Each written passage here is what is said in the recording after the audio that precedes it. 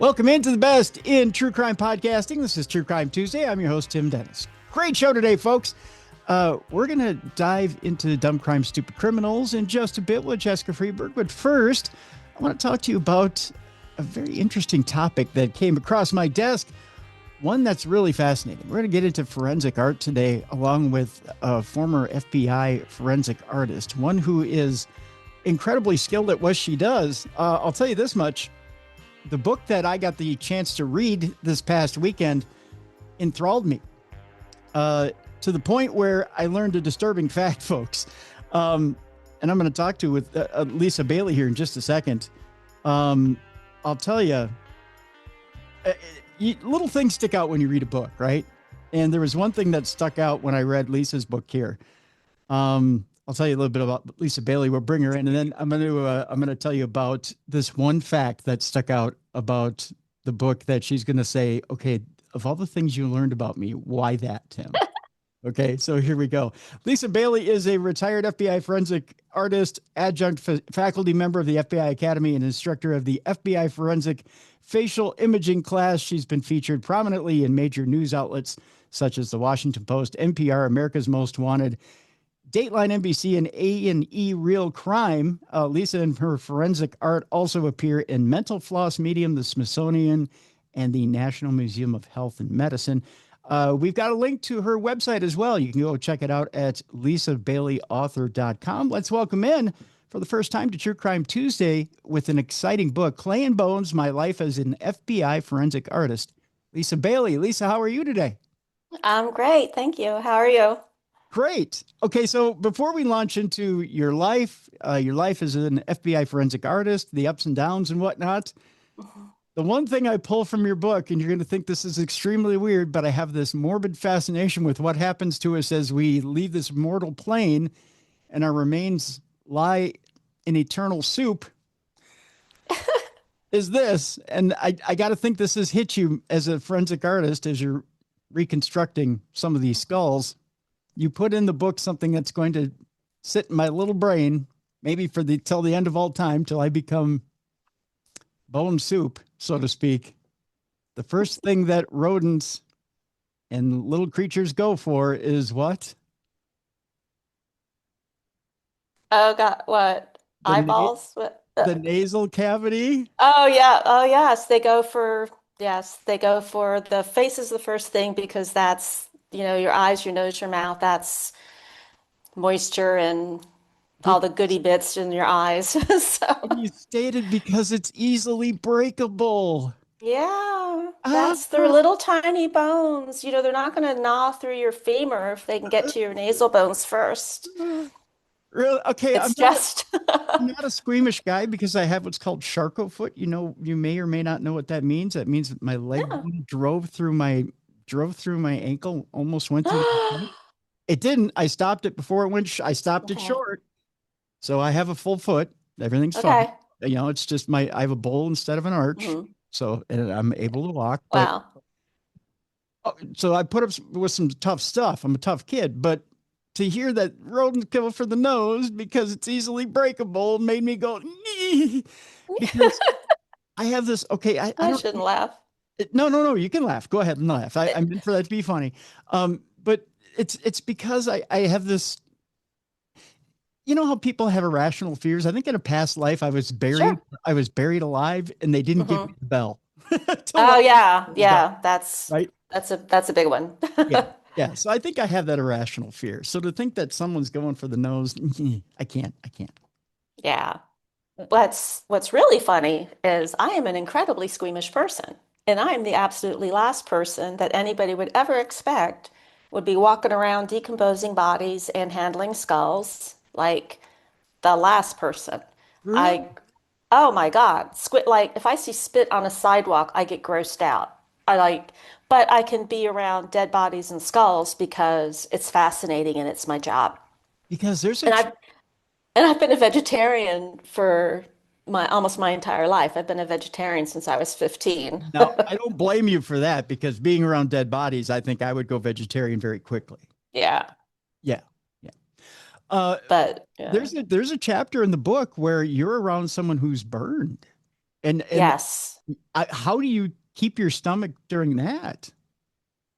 It didn't help that one of the morgue techs kept saying, this was them, not me. Oh yeah, when she came in, smelled just like barbecued ribs. And I'm like, are you serious? Because it's burned flesh. I mean, I've heard that before. Um, I knew that everybody was looking at me.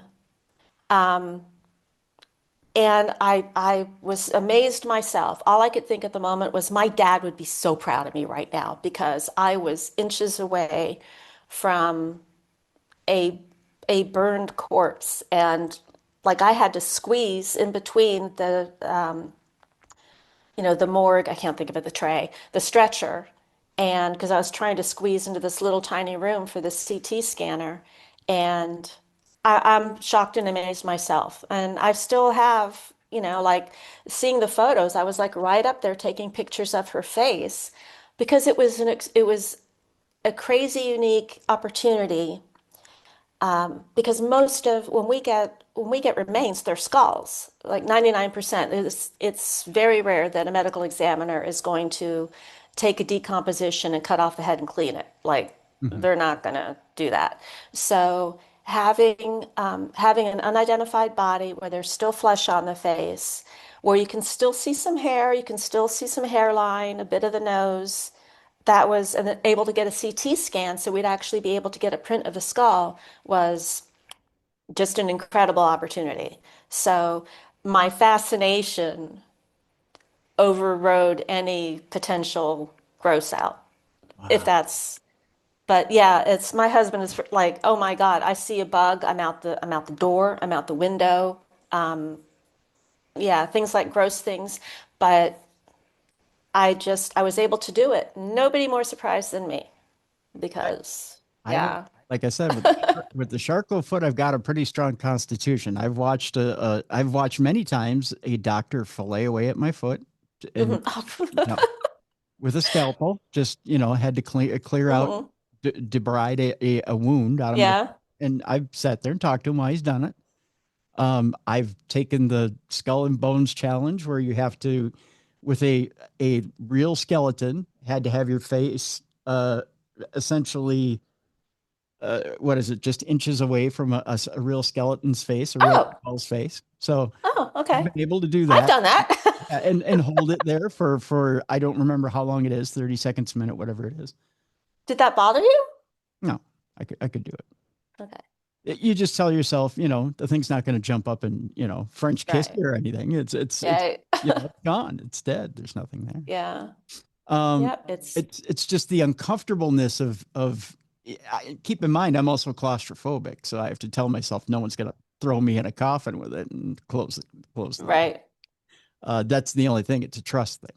So you Yes. have to I trust. got I got you there. Yeah, you have to trust no one's going to put you in with it. Uh, Yeah, I don't like the idea of being buried or embalmed or anything like that. So I said, throw me in the ocean, take me to a body farm. I don't care. Like I'll be fish food. no, Yeah. I do have to ask you this before we get into all this Okay. stuff. Having seen the processes and been there, hmm does the process of death bother you? The thought the thought of not being here anymore like freaks me out. Like being older, it's like I think, okay, maybe I have 20 good years left. Do you know what I mean? Like, um, and think it freaks me out in that like I'll just be gone. Like my brain, like I won't, like what's everybody doing today? And it's like, well, you don't know, you're dead. That's what freaks me out is how's it going to happen? Like there's certain ways that nobody wants to die. Like drowning or fire or anything like that. My main thing, I just really hope I don't die in an incredibly stupid way, like not looking when one of the trolleys comes by or tripping over something and just dying in a really stupid, avoidable way. That's like, I don't want that. That would be, Right, right. yeah. It's hard to be embarrassed when you're dead, but yeah, I told my friend this. I said, I basically being at this age, I need to walk around like I'm in a crime scene, like to look before I step. Because, like, God help me, when I was in training, I once, like, training, Yeah. um, backed up and stepped on a bullet casing. And it was like, shit, because you can't do that at a real crime scene. So it's like, be aware of your surroundings, like, always being aware without being paranoid. That's the trick. Well, I suppose now you've been in the Navy and now you've been in the Yes. FBI, so you have a little bit more awareness than most of us here out in the street. When you're out in everyday public and you're in a certain neighborhood, is Mhm. your radar up 24/7? You know, I hate to say it, but as a woman, I mean, most women, yeah, like not during the day and out shopping and stuff like that, but sure, yeah, like going into like coming home and the lights are out, like the power's out and the house is dark. It's like I'm not going in. Like I'm not going in. I, I called my husband. I called my husband. This happened one time. I called him from inside the garage and said, "I'm waiting until you get home because I'm not going in there." And he's like, he didn't understand at the time. We were married like maybe a year. And I was like, "No, sweetie, like you don't know. This is how all the true crime things start and end. I'm not doing it. I've been to crime scenes where that happened. A woman entered the house and there was somebody waiting for her. Yeah. So, yeah. I actually live in Portugal now, which is lovely, and I feel very safe here. Of course, everybody has crime, but it's it's just I'm not looking over my shoulder or anything. It's just a very quiet. There's no guns. That's nice. Yeah. So, yeah, Yeah. I don't feel on guard. When I go back to the States, like to visit family, Mhm. um, then, I kind of, my head's kind of swiveling around, I'll admit, Blame you. which I don't is blame you. terrible. Yeah. It's terrible, but But you have to. just, I think you it's, have it's just, you have to. Yep. you have It's to. just the way it is, You have to. Uh, unfortunately. one more here, and then I think we'll start to transition towards the material in the book, and that's this. There's an interesting article that came out this last week that science says officially now you're old when you hit the age of 69. And getting into Clay and Bones, my life Oh, as good. FBI forensic, right? That's what I said, right? Because I'm 55. Um, Me too. Oh, no, 60. Oh, shit. I'm sorry. I'm no, you 65. can say, go ahead. You can say swears. I don't I care. keep, Go I ahead. keep forgetting how old I am. It's okay. Oh, Um, so, so in the book Clay and Bones, My Life as an FBI Forensic Artist, you talk quite a bit about how the body ages, which is wonderful, yes. and you talk about our body underneath and how the bones keep growing and things keep growing. Hmm. And you talk about the death process and how if you're found in one environment, things kind of slough off on the Hmm. outside, right? So you really give us a good idea of what happens in the death process, even with our bones and our skin and our hair and everything. Hmm. And you talk about as you're recreating someone and how you're Yes. trying to get a good idea of what somebody looks like. Hmm. You talk about even the fat pads on the cheeks and whatnot. Yeah. I want, in your opinion, they say we're officially old at 69 years old, but as a forensic artist, how old do you think old really is, having seen someone from the inside? To me, that's a question I have never gotten. Well, I would like to think old is, I don't know, it's trite, only as old as you feel, but that's a tough one.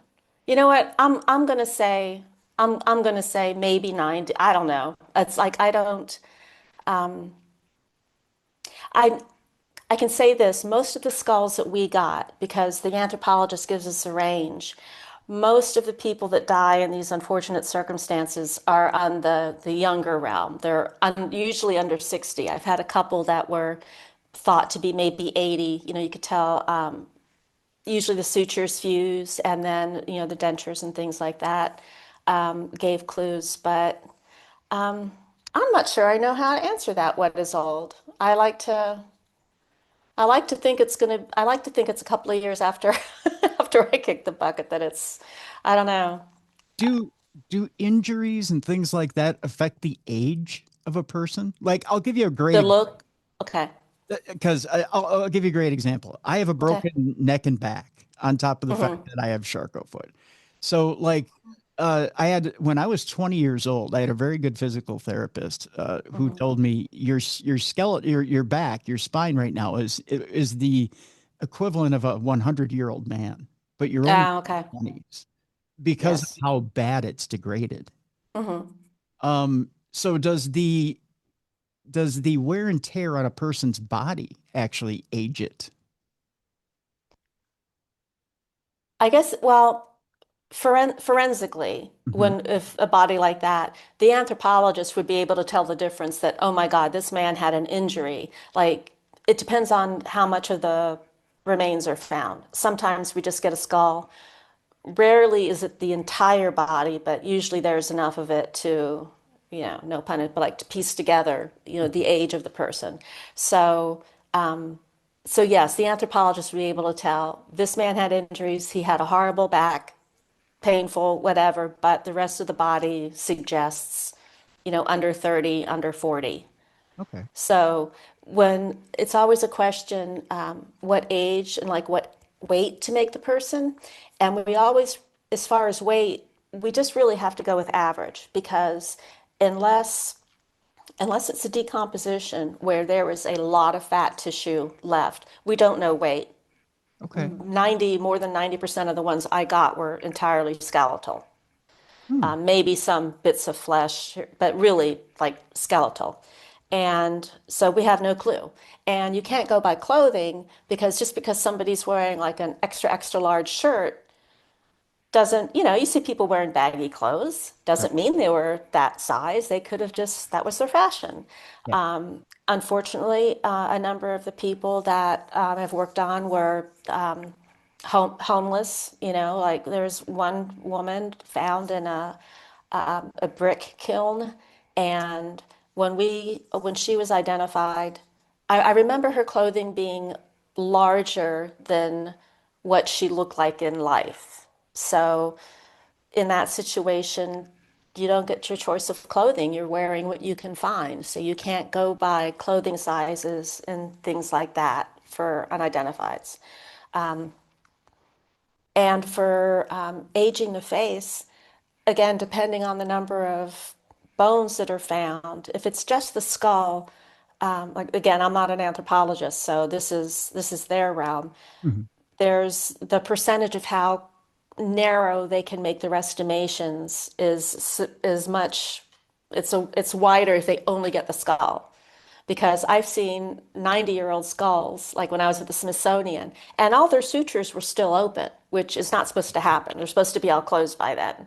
Yeah. But it was a 90-year-old skull with perfectly open sutures. So, Wow. so aging is always tough. And I'll be honest, like I'd sit there if the anthropologist said, okay, well, we think this woman is in her 50s to 60s. I'd pull up a mirror and go, okay, like, do how many do I do wrinkles? There's no way of knowing. There's no Right. way of knowing.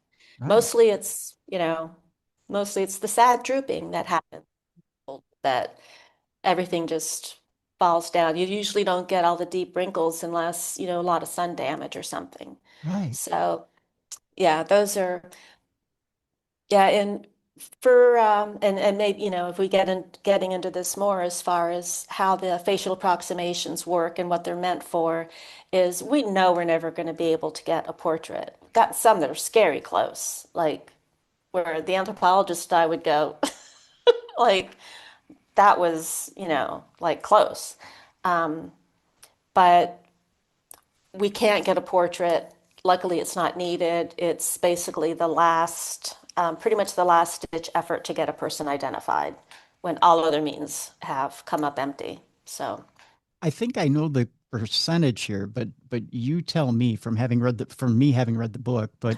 but how much is exact science following facial lines recreation and how much is intuition to get a portrait of someone who's deceased with recreation? See, I don't like to give a percentage because it's really impossible. So the this got stated years ago, forensic art or facial approximation is a blend of art and science, and that sounds really great.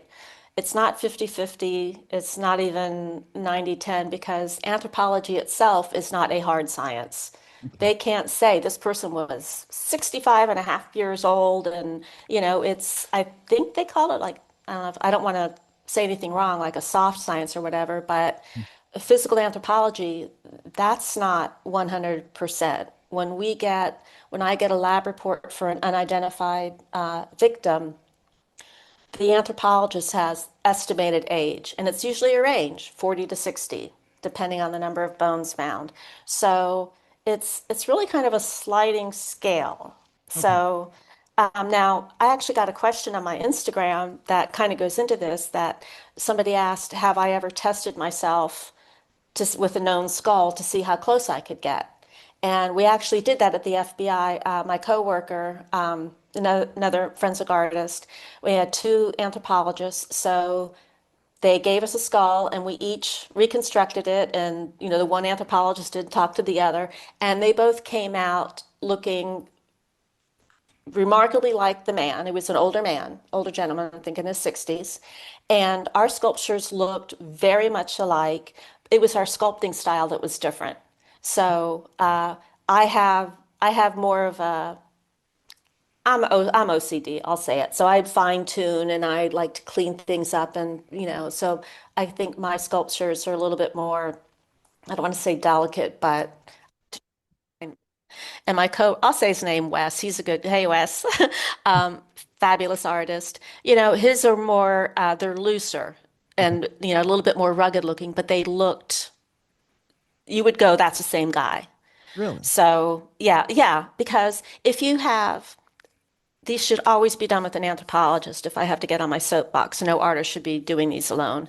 Right. Working with an anthropologist and having a good estimation of the age, sex, ancestry, all of that, using the most current guidelines. Unfortunately, I won't go into this because I'll really get on a soapbox, Okay. but there's some very old guidelines that have been somehow accepted as gospel that many artists are still using. And some of those guidelines go back like to literally 1940 based on a book that was written.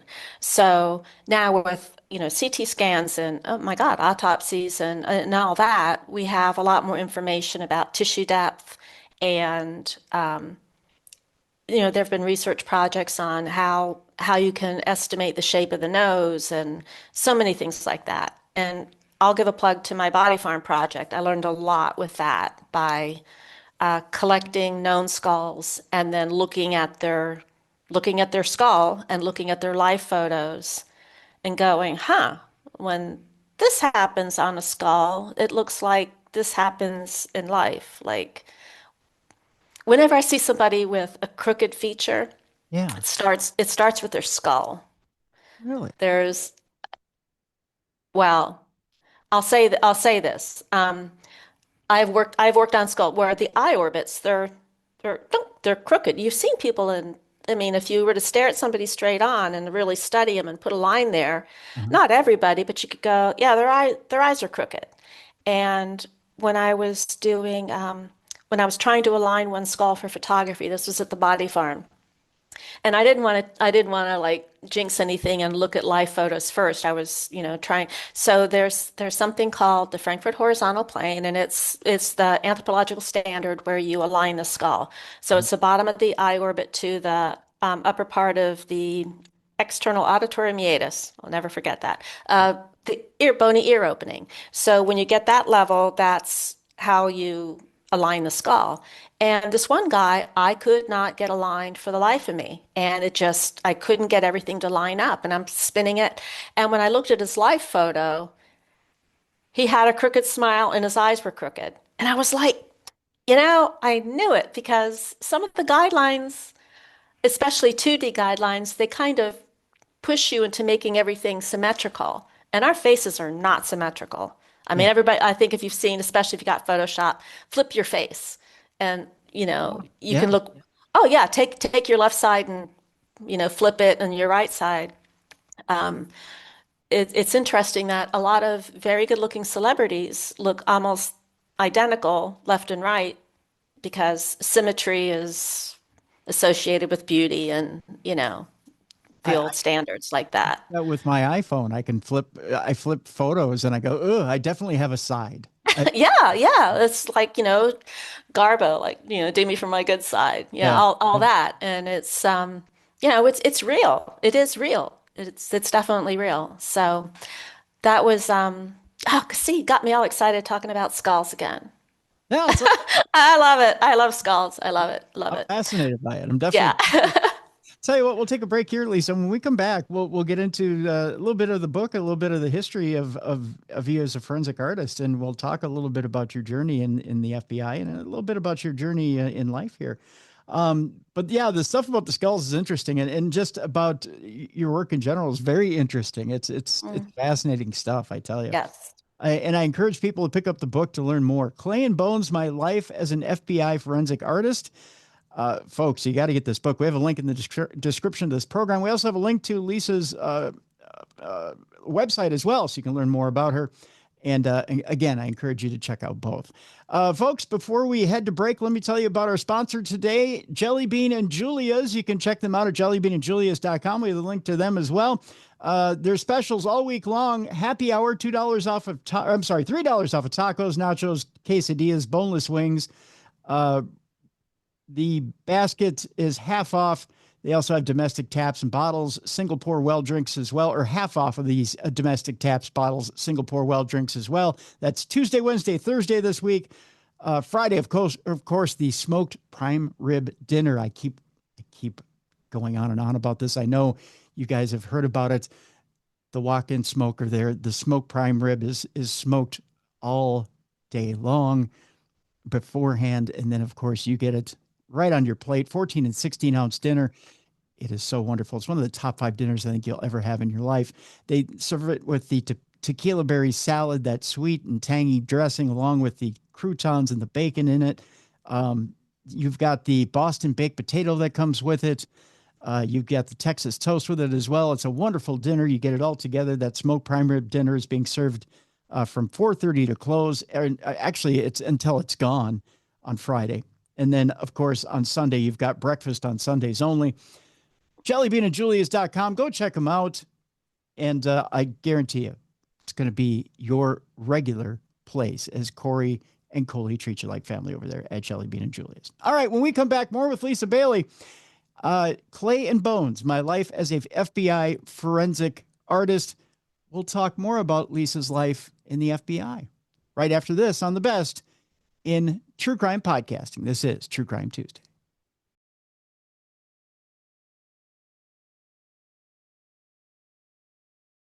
Welcome back to the best in true crime podcasting. This is True Crime Tuesday. I'm your host, Tim Dennis. My guest is Lisa Bailey. The name of the book, Clay and Bones: My Life as an FBI Forensic Artist. And it is a good one, folks. It'll keep you intrigued. I'll tell you this much. There are little bits in this book that Lisa throws in there. There's not only her life as a forensic artist, she talks about her struggles in the FBI, not just her life in the FBI and her enjoyment of her work, because she enjoys her work quite a bit in the reconstruction of the human body and her adventures in the FBI. She had some enormously fascinating adventures in the FBI, just different things that she did in the FBI that you lock in and you're like, I can't believe she had these experiences. But then there's the experiences she had with her bosses that you're like, I can't believe she had these experiences, that you almost get a little bit of rage about. And you almost kind of want to jump into the book and protect her. We'll talk about these in the second half of the program here. Let me bring Lisa back in here. And I say this, Lisa, with the utmost, I guess, respect and anger at the same time. And I don't mean it condescendingly. There were really times in this book where I wanted to jump in this book and punch out your bosses. Me included. Because, we do run into in society still to this day, and keep in mind these experiences happened around what year to what year? Would you say it was 2000? 2009 is when there was a reorganization and I got the new supervisors. Hmm. So 2009 to 2015 was the main horror, but then the repercussions from basically 2015 till I retired in 2019. The the harassment never ended. It And just never ended. so this isn't like 25 years ago. We're talking No. pretty recent history. Hmm. To think that it went on in those years is astounding. Um, because it's classic misogyny. There's no other way to put it. That I mean Right. the stuff that was being done to you wasn't being done to any other male colleague in your department. Mm, nope. Just me. And it It, started with the classic stuff. We'll start to take away the basic tools of mhm. your department. Let's start off at the beginning. I know I'm kind of jumping into the meat of things, but again, I start to read the book and the rage starts to build up on behalf, I think. Um, Tell me a little bit about how your beginnings and how you get interested in art in the first place. Oh gosh. I was, well, most kids always drawing, but I loved art, favorite subject. My mom was an artist. She was actually a really awesome cartoonist. So art was my favorite subject in school, but I never thought I could make a career out of it. So couldn't afford college, joined the Navy, Russian linguist, like just end of the Cold War. What did I know? I was 19. So and then when I get out of the Navy, it turns out that having a very high top secret clearance gets you jobs really fast in the DC area. So I got a job right away at Johns Hopkins. And from there, I was doing data processing, which shoot me, I hate it. I hate it. But I with a name like Johns Hopkins, they support education. So I was able to, I went to college at night while I, worked full time, took classes at night, got my art degree, and then got promoted to an artist at Hopkins. Oh, And that was that was probably the absolute best. No, not, there's no probably. That was the absolute best working experience in my entire life. People should be so lucky as to have that work life yeah. because I worked with a great team of people, an amazing boss. She was a mama bear tiger, like fought for her artists, and we were really like a family. I mean, it's corny, but we were. I still keep in contact with three of the artists that I work with, it's been 30 years and wonderful people. So that was the best experience of my life. And I never wanted to leave, but then one fateful day, I see an ad in the Washington Post for an FBI illustrator. I see the great big FBI seal, and I'm intrigued. And I wasn't looking to leave, but I was reading, like, go to crime scenes, do composite sketches, and I'm reading all this incredibly cool stuff and going, well, it's probably not a real job, because they say those. But when I looked at the requirements, it was really like they were reading from my resume because working at Hopkins doing the graphics I was doing then, I had all the software of the day. Back then it was freehand, but freehand, Photoshop, and all the 3D programs. So I was essentially I was using all those tools. I was doing all those presentations, things that adapted right into forensic art, Mhm. into you know, altering photographs and building crime scenes and presenting factual information. So I got the job. I didn't think it was a real job, but I got it. And I had to go through a 3-year waiting period because of a government hiring freeze. So, yeah, I don't give up easy. So it was like, I will wait this out. I will wait out a 3-year hiring freeze. So the day I walked in the door, well, actually, I'll back up a tiny bit. It was Friday, September 7th, when an FBI agent came to my office and he shook my hand and he said, "The freeze is lifted. Welcome to the FBI." That was September 7th, 2001. And Oh, then, of course, Tuesday happened, 9/11. And I thought, oh my God, like they've got, they're not going to push to get me in now because they're quite busy. And it was actually the opposite. I was in 2 months later. So the first case I worked on was 9/11. Wow. Yeah. So talk about being thrown in. Yeah. But yeah, the artists there were, of course, amazing artists there. They had been working 24-hour shifts, and they had just stopped that probably a couple, I don't know how long before I actually started, but it was continual work for years. There were several key artists, lead artists, but working on the Zacharias Moussaoui prosecution, just Yeah. incredible amounts of demonstrative evidence to put together, just an incredible amount. So, yeah, that was the first thing I worked on. Wow. Yeah.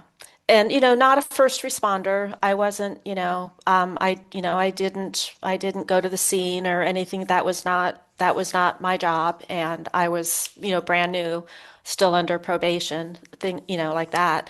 But one of the first things was scanning, even though this is 2001, we had horrible family photos to work from. We had paper copies and, we were scanning all the photos and trying to, make the presentations of all the victims. And you'd see a family photo and it's all the happy moments of somebody's life and graduations and birthday parties.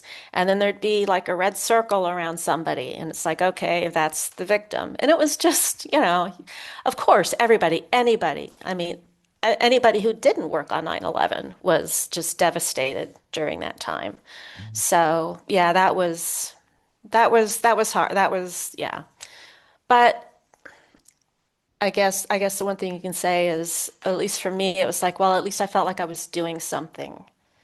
Yeah. Like it's hard to think that it was gosh, it was 25 years ago. Does it feel that Nine, long, or does it feel fresh to you still? it's both. It's like whenever I see the towers, it's like a punch in the gut or a stab in the heart when, you're watching TV and you see the towers on TV. But then to think, oh my God, it was so 25 years ago. When you I'll tell never me, forget it. I hate to veer from this, but I need to know No, that no, it's okay. worked so closely with all of this. When you hear this line on television, is this a punch in the gut? When they say there's a whole generation now that never knew when they look at that, it's Right. archive footage to them that Hmm. they never lived through 9/11. They never Right. knew. uh, they've lived a whole generation. There's a whole generation out there that's never known sovereign soil, that's never Right. known the U.S. to have not been attacked on their Right. own soil. Does that punch you in the gut? Oh, yeah. The fact it's like, what do you like?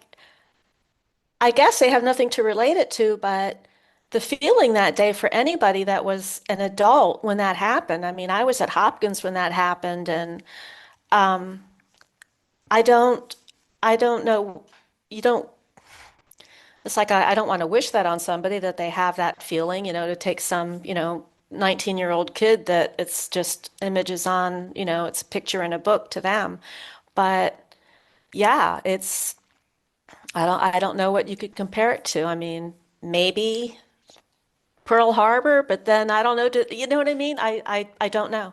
I don't know what would be an equivalent, but yeah, brutal, Yeah, I brutal. think that was our Pearl Harbor. Yeah, Yeah, yeah. That's just, a great analogy. That's a great analogy. yeah, Yeah, I will never forget. Yeah. yeah. And to think that there is a whole generation that can't relate because they see the archive footage, and to them it's just that, it's archive footage. It, Yeah, it doesn't, think that over 3,000 people, like, yeah, they can't relate. And, I don't want to get into anything that's going on with the news today, but, people forgetting their history, come on. yeah, Like horrible things have happened in history and, you kind of need to pay attention. yeah, Um, yeah. yeah, yeah, it's odd if when I talk to some, like one of my girlfriends is, like 30. And it's like, oh God, yeah, you were a kid. You're little, you can't remember. Yeah. Yeah, It doesn't, yep, it doesn't yep. translate. Yeah. Doesn't I remember where I was when Nixon resigned. I mean, come on. It goes to show my age. Yeah. Um, so you managed to, and it's hard to say you managed to get through 9/11. But eventually that workload has to slow. When does that workload slow for you? Um, for For some of the artists, it never really did. Like how that was such a huge case Mhm. that there were lead artists that were responsible for doing, 3D diagrams of the Pentagon and physical models. So a couple of the artists were the primary members, and I know at some point it tapered off. Like at first, it would be 100% of their duties, and then it might go to 90% because they got another assignment. And, for me, it was my first several weeks mostly working on, scanning photographs. And I had another, I think when I mentioned in the book, it was another small plane crash, Mhm. working on that. So other things you work in. Mhm. And later in my career, and I would be working on demonstrative evidence or an age progression and then a skull. And then you get word from the prosecutor that, oh, the trial's been switched, they're moving it up, and then you go, oh my God, and you gotta juggle things. So Yeah. things like that happen where you think you've got your workload like squared away, and then you get a phone call and you have to get on a plane and do a composite drawing. So that was just how that worked. It's actually it's kind of a lot of it I sort of forgot in a way. Maybe that's, how bad events you kind of block out. I mean, I remember um I remember one night just coming home and just standing in my kitchen and just like staring off into space because just all the photographs, it was just so sad. It was just, and like one of my a colleague from Hopkins had been killed. Oh no. And so when I saw his, I had to scan his photograph and it was like, oh, I knew him. Like somebody that I knew was at the Pentagon. He was a great guy. He was a hoot. Um, he was on his 2-week Naval Reserve duty Really? at the Pentagon when it hit. And it was Tuesday, so that was the second day of his 2-week Navy Reserve rotation. Jeez. So, yeah. So yeah, it makes it very real, makes it super real. But It, I actually don't remember how long. Uh, it's at some point, even a couple of years later, there would be something that would come up that, okay, we need to rework this, or the prosecutor wants something else, and then, okay, Lisa, can you do this? But I was never lead on it. There was one artist who was like an engineer, um, you know, the people that had been there for like 10 years that were lead artists on that. I hate to go back to this. No, I don't it's make fine. the point. The friend of the photo that you were Hmm. scanning, was he one of the ones that was unidentified, and all of a sudden you knew who this was, and you No, no, because let me try to think. I remember when we were at Hopkins, and like the next day, the Hopkins director said, I don't want to say his name, no, just you don't have to. they said, oh, we haven't heard. We haven't heard what happened. I'll just say John, like a John Doe. We Just haven't heard what happened to John. We haven't heard from him. And then everybody's like, oh my God, and then the third day and the fourth day, and then you get the sinking feeling like yeah. he's gone. So I don't know. I know that where he was at was in the direct right in the path of the plane that went through the Pentagon. No. So it was instantaneous. He was in that direct line. Oh, Yeah. yeah. So that much I know. Yikes. Yeah. You find out some things, you find out some things that, Yeah. yeah. Yeah. And you It just, was it was instantaneous for him. and one of those, I know we talked about it in the first segment, one of those deaths you would wish you would never have or come across, but Hmm. because it's one of those deaths that you say, well, in the end, what, does it do anything for humanity, right? I mean, Right. you don't want him to be forgotten. No, no, no. He was a hoot. He was one of I literally worked with rocket scientists at John Hopkins. So, Yeah. I and the other artists, we would work on, presentations for the military, like oh, we're designing this new weapon system, or we're designing this new aircraft or something. So, he was truly like one of the rocket scientists there in our department.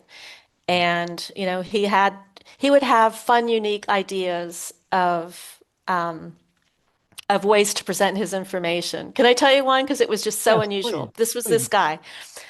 He wanted me to do a fight poster because it was something about this technology versus another technology. And he wanted like one of those 1950s styles, ding, ding, ding. It's, Rockin' Joe after this guy. And it was like, you're crazy, but I loved it because most of the scientists there were pretty dry. Yeah. So that was hysterical to me. That was hysterical to me. And I was like, sure, I'll do that. That was a hoot. Yeah, so he was that type of guy. So Just, you did the poster. Did you give it to him, or where did it end up? you know what? I actually, horrible to, I think that's, it happened shortly after Oh no. that 9/11, that, wait, no, I'm getting, I don't remember actually doing the poster. Oh, So I'd have to think about that. okay. Maybe his boss said, you know what, because this was to be presented to literally, generals and mucky mucks at the Pentagon. So his supervisor might have put the kibosh on it, that it might have been too out there. I don't know. I don't remember why. I do remember I got to do some fun things at Hopkins, like little cartoons of, guys shooting cannons over a castle and things like Yeah, that. But yeah, that sounds like it would have been pretty fun. rare. Yeah, it was a great job. Yeah, Great job. that's for sure. That's for sure. Let's steer it back towards the FBI. Then you get into the FBI, and you start out. You're starting out, and you're of course you're doing stuff after 9/11, and as you stated, it starts pivoting. You're doing one thing, then another, and you've got two main bosses, Harry and Frank, and there's friction that's starting to happen here, and it starts with you start to get basic things taken away from you. Now, we should state that as it is, your tools are limited. It's like you're having Yes. to share tools with Hmm. different colleagues.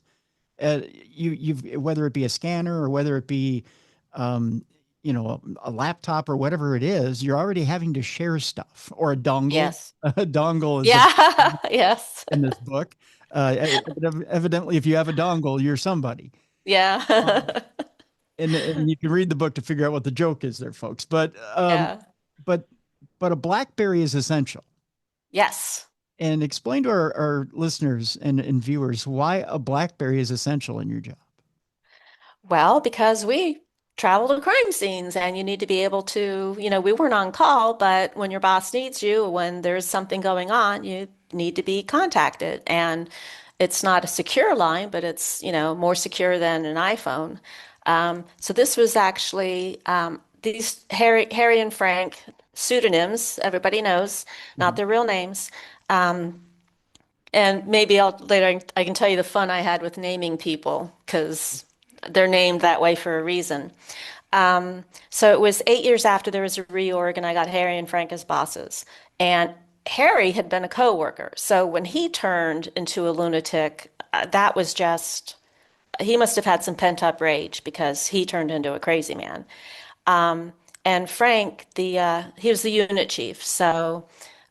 Harry's my first line supervisor. Frank is the unit chief over like 30 people. Okay. So I get transferred with a few other artists into this new unit, and it was within a couple of weeks. It was okay, Lisa, like I need your BlackBerry. Why? Well, I'm just taking it. You don't need it. It's like you're taking my BlackBerry. That's like a lifeline. Like, I had to use the men got to keep their BlackBerries. It's like, oh, they took my laptop and gave it to a guy. I mean, stuff that sounds absolutely like if you tried to write a script, people go, no, that couldn't happen. But Yeah. it did. It was like, let's, like the joke, barefoot and pregnant, it's like they took away all, they wouldn't give me soft, so they took my BlackBerry, my laptop. When I went on trout, like I would get called out and I'd have to like run around trying to find a laptop to borrow, literally. Men didn't, but I did. And they were doing everything in their power to, I, I don't, they were trying to thwart any, God help it if Lisa did anything good. It was so blatant. It was crazy. You try to explain it to people. It was so incredibly blatant. It was like it goes into the unbelievable, but it's not. It happened. I mean, They were God knows it's crazy. It's crazy. they were And doing then the every insults and the yelling. Oh my God. it, it Con it felt like, and I don't mean to interrupt, Lisa, but no, at least with the taking away the tools, it felt like they were doing everything they could to make your job almost impossible, to actually do your physical job. exactly. That way they could mark you down when it came Yeah. time. They would try doing that. I mean, when I came into that unit, all my prior evaluations had been outstanding. Like that's the highest mark you could get, outstanding. Mhm. And they would, so then I dropped down to excellent, which, still not bad, but they were made up reasons. They were made up reasons. And trying to explain to somebody the absurdity of the reason why this happened was because you took away my software. Like, like I couldn't process my own skull data. I had to have my coworker do it. So I had to rely on his schedule. So they would ding me for not processing data, but they wouldn't give me the tools for it. Right. And like you try to explain that absurdity to someone and they look at you like you're crazy. And it's like it happened. Yeah. It happened and they got away with it. Yeah. And, I would go into upper management and with black and white, like here's what they're doing. Here's what they're doing. The joke in the unit was, if Frank and Harry are yelling, Lisa must be in their office. They just took this joy in raging against me and yelling at me and insulting me and I put up with it for 2 years. I mean, like my nails clawing into my desk sometimes because there were rumors that the reorganization would be reversed. So I was like, maybe they'll go away. Maybe they'll go away. And my last straw was when they purposely sabotaged a case with an unidentified victim. It's, it's in the book. Better to explain it in there, Yep. but they purposely sabotaged the chances of this young man being identified. And I drove home and I was like, oh my God, they just like that was the last straw. I was enraged. I was enraged. And that's when I started the EEO process. And first I went up the chain like they're doing this. They're messing with my work. Like I had an agent call me and go, "What is going on with your supervisor?" And I'm like, "Oh, I can't, Yeah. I can't say." But they knew that, the agents I was working for knew what was going on. But, they know the deal too. You can't you can't say anything bad about another FBI employee. Like, do you remember the name Robert Hansen, Yeah. the Yeah. FBI spy? Right. Do you know that he was reported? His brother-in-law was an FBI agent. His brother-in-law raised the alarm on him, but he was junior to Robert Hansen. You cannot go against the stream in the Bureau. I believe it was one of the secretaries even reported, said, there's something fishy going on with this, Robert guy. But Mhm. no, he was their star agent. So it doesn't, it, what only rolls downhill. Right. Right. Yeah. You can So, say it. Go ahead. You can say it. yeah. Shit So, rolls downhill, right? it only rolls downhill. And that's why Robert Hansen got away with what he got away with for so long, because management was not willing to go against one of their own. That is the reason. And they try, but it's right there. It's right there. If you look in the history, I read a book on it even, like that's the reason, And which is you, you you put up an interesting point at the end of the book, which again, I'm not spoiling anything by saying this, and that's this, Lisa, that the FBI has a spotless EEO compliance record. Is that what it is?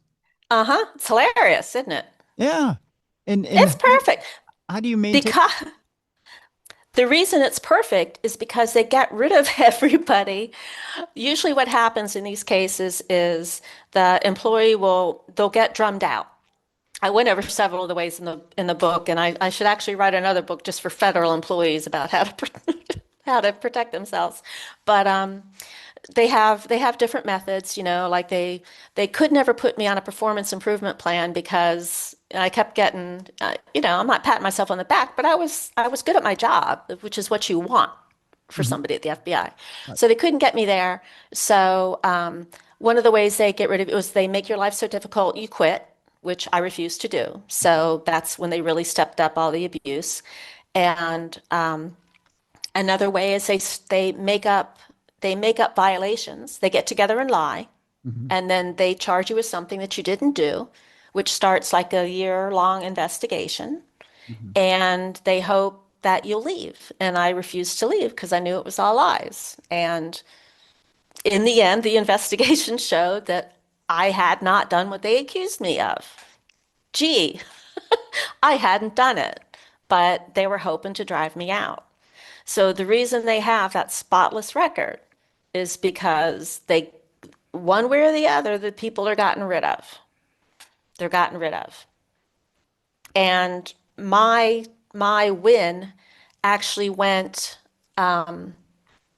it was it was kind of hidden in the numbers. It's too long to explain, Sure, sure. but I have I have by God got that paper. I should have it framed. I've got the judgment from the Department of Justice, and that I proved it. And people, it was funny. People in the laboratory knew because they had to put up the notice in all the break rooms. Mhm. So that was some sweet. That was pretty. I was trying to keep my head down. By that time, they had put me into the science unit, and so people were wondering, why is there an artist in our unit? And then they see this notice come up about discrimination in the photo unit, and they're not dumb. They put two and two together. And I said, that was me. That was me. Yeah. I had no problem saying, I guess I'm the troublemaker that, you know, called out the illegal discrimination in the FBI, but nothing ever happened to them, And there was of there course. was still heat going on when you went over to the science unit, but I believe it was Melanie Yeah. who was your boss, and you told me Yes. She just was ride out the storm, right? Just she was wonderful. Yeah. I mean, I had what are the two I still had the EEO case going, and I had an investigation going against me. Mhm. So she didn't know anything about me. She gets this artist dumped in you, and it's like, oh my God, she's a troublemaker. She's under investigation. And she got to know one time she called me into her office. This was hysterical. This is not in the book. She called me into her office, like 6 months after I had been there. And I walk in with my head down and I start closing the door behind me. And she's like, you don't have to close the door. Because I was so used to being yelled at. right. I was like a whipped dog.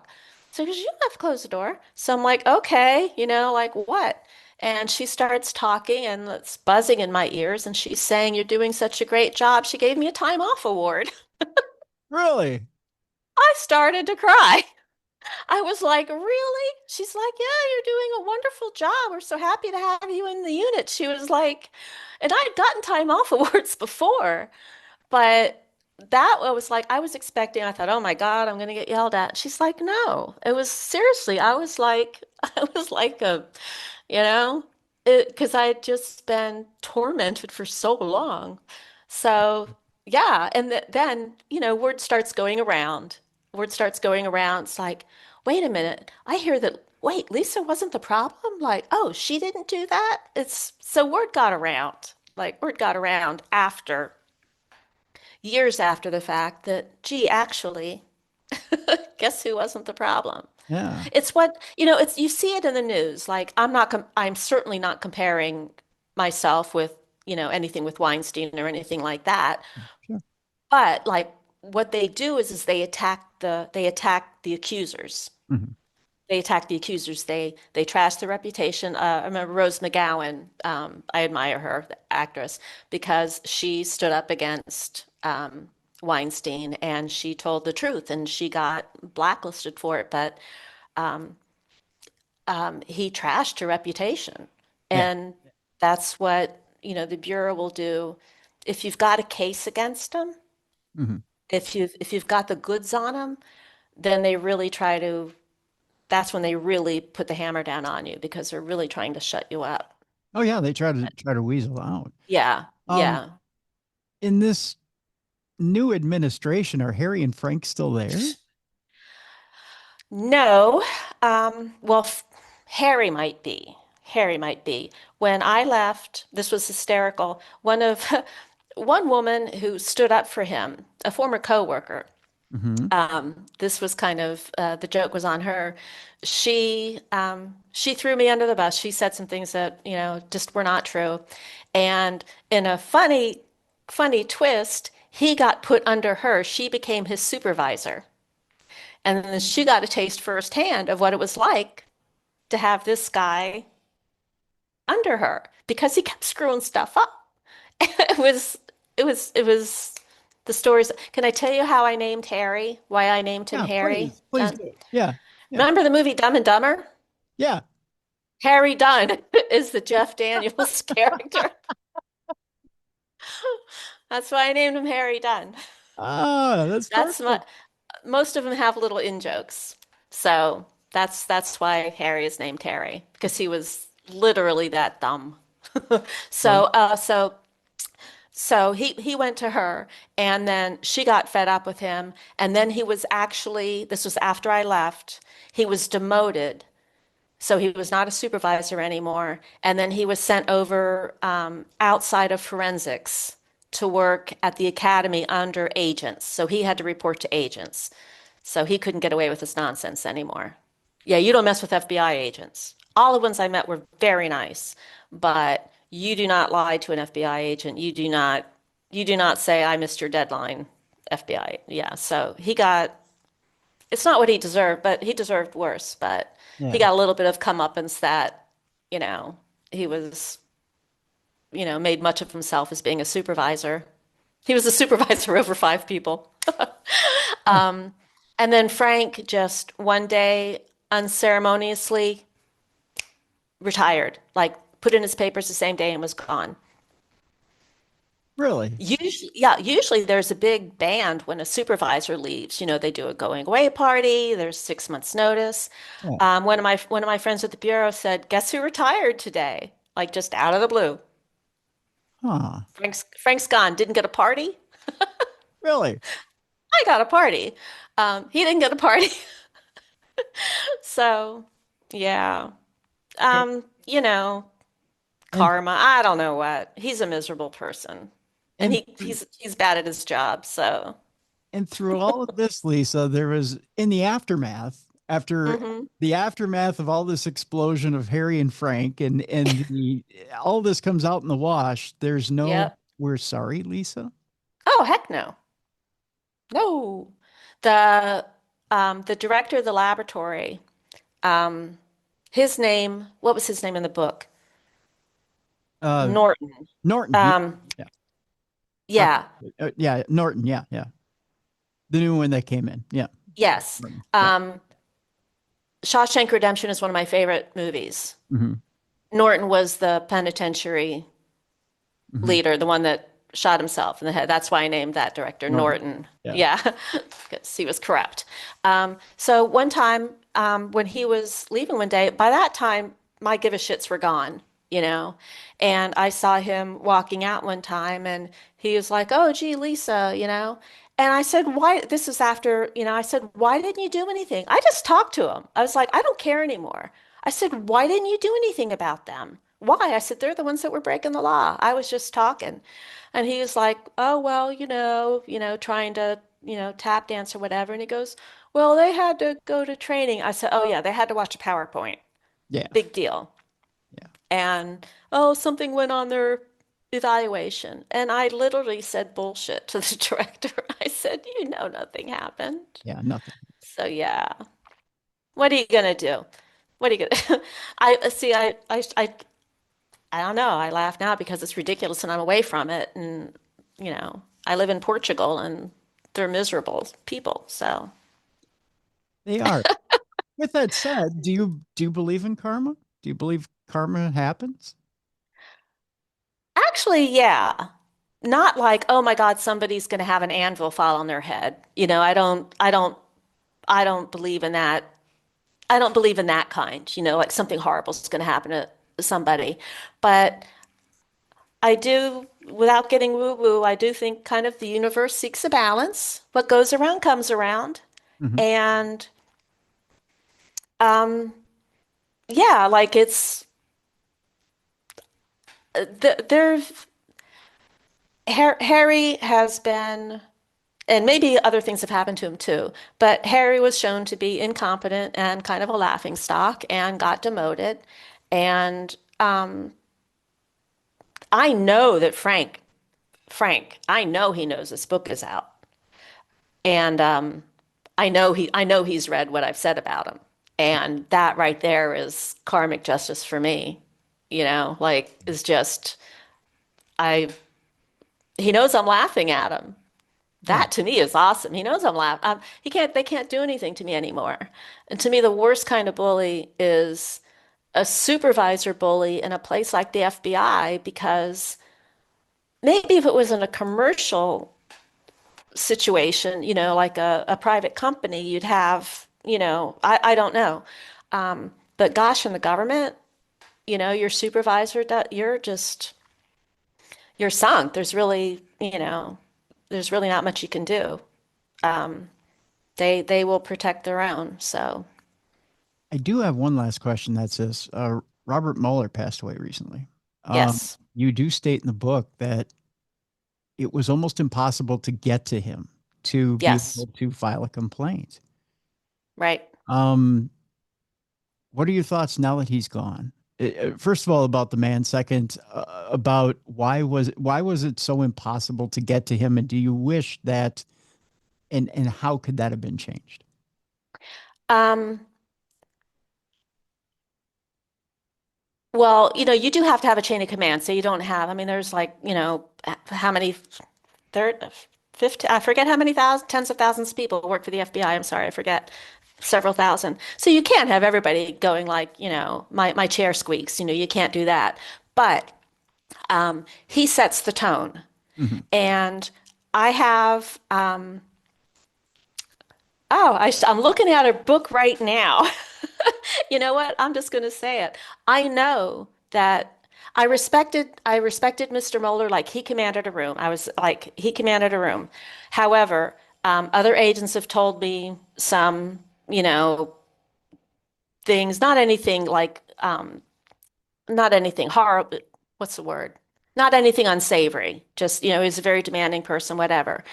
But I know a very brave woman who was an FBI agent, and her book, she wrote a book. Her name is Kathy Stearman.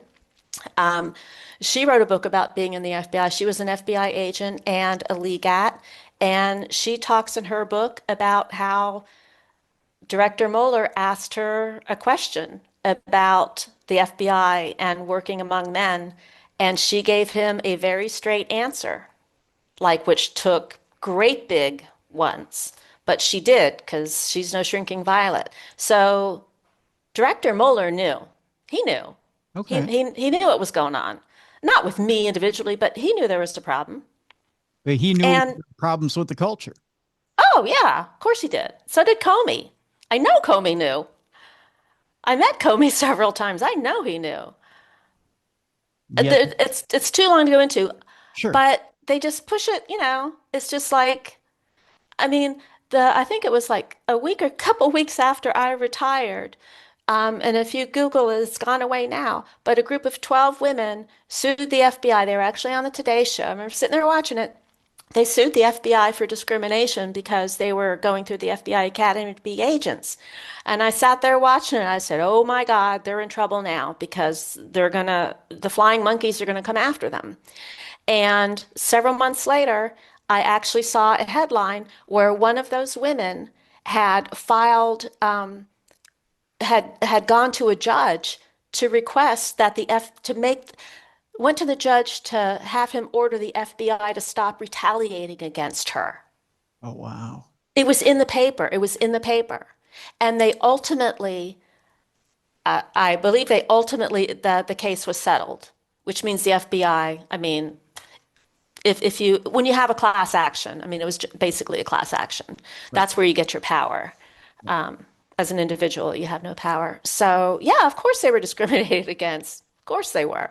I saw it so much. I mean, and it's a shame because it's a shame because most people, like, other than the agents that grilled me for no reason for the investigation, other than those guys, and it was hysterical. They tried to do the good cop, bad cop on me, you know. But the agents I worked with were all great, respectful, just very appreciative of the work that we did. And yeah, so it's a crying shame that it's that way. But I don't know how to change it other than to get rid of every person who was in any way had that reach with that system, as far as to basically make examples of people that, you know, to let other management know that they'll be held accountable. Because Frank and Harry knew that nothing was going to happen to them. They knew the FBI would protect them. They knew it because the FBI doesn't want their reputation hurt. Yeah. So that's why they just acted with such blatant freedom, you know, to harass me because they knew they could get away with it. So, yeah. Well, the book is out, and we have a link to it in the description of this program, so you can read more about Lisa's journey within the FBI, and also some of the more interesting things about what happens to us when we're passed, and how we put that back together, so that, God forbid, if something should happen to you, and your relatives do have to find you, how they put you back together so that they can find you. You know, you are scarily not that far away from becoming and remaining an unidentified person. It, you know, you better hope it's not that wild of a concept that you could go missing and not ever be identified. I'm just saying. That's true. And even as we sit here and talk, Lisa, there are 11 scientists that are involved with the government that are either dead or missing, including General McCasland right now, that have to do with different government programs Wow. regarding the UFO and UAP projects. Yeah, it's something. I didn't. I Yeah. need to look that up. Yeah, interesting. I'll shoot you an article from the Daily Mail. Okay. Between us off air, and it's an Okay. interesting read. But Wow. General McCasland is the recent one, but all are tied to two specific projects, and they've found remains for nobody Wow. so far. So Wow. yeah, it's an interesting. Interesting and horrifying. Exactly. So yes. So now that I've said that, don't go missing, Lisa. No, no, no. Um, The FBI will be after me, you know. We'll get her. This might be another 3-letter agency that we don't want to talk about. Yeah, seriously. But Clay and Bones, My Life as a FBI Forensic Artist is available right now. We have a link in the description of this program. Lisa, I want to thank you so much for being with us today. Thank you. Thank you. This was really fun. It was fun for me as well. Yeah. Lighten things up a little bit. Let's bring in Jessica Freeburg. It's time now for Dumb Crimes and Stupid Criminals. It's Crayon News story time.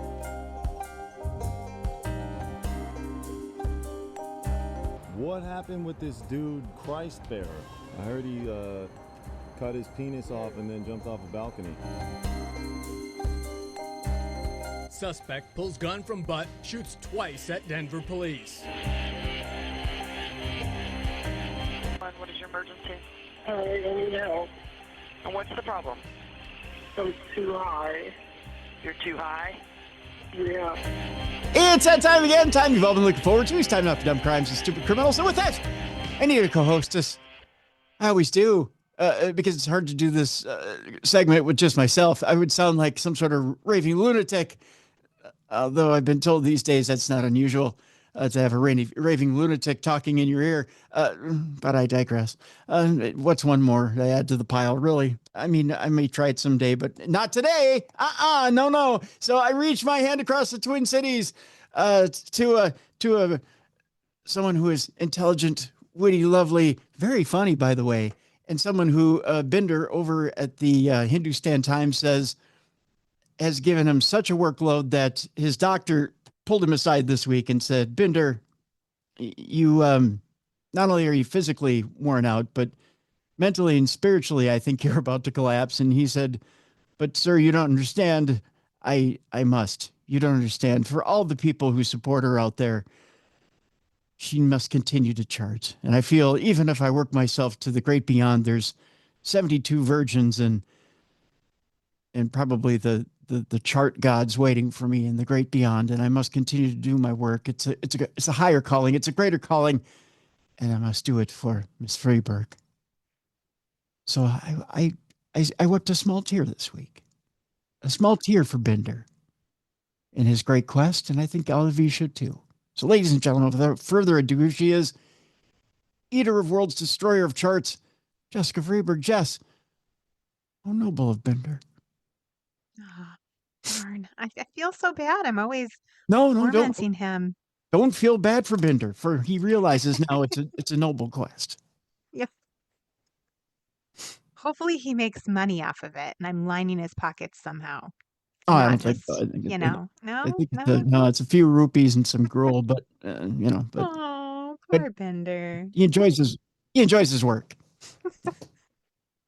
Well, that's good. I enjoy mine too, and I'm excited to be a raving lunatic with you today. Oh, great. I figure if we do it together, it's not weird. That's the story of my sex life. Did I start off on the wrong foot already? Are we not safe for work territory yet? I think you can sprinkle a little in. Okay. It's kind of like a little salt and pepper. Good. All right. Yeah, that's what I do the show for. A few rupees and a bowl of gruel. That's all I get for this deal. So for the fans, Tim. That's right. It's for the love of the game, Jess. That's all. That's right. So there you go. All right.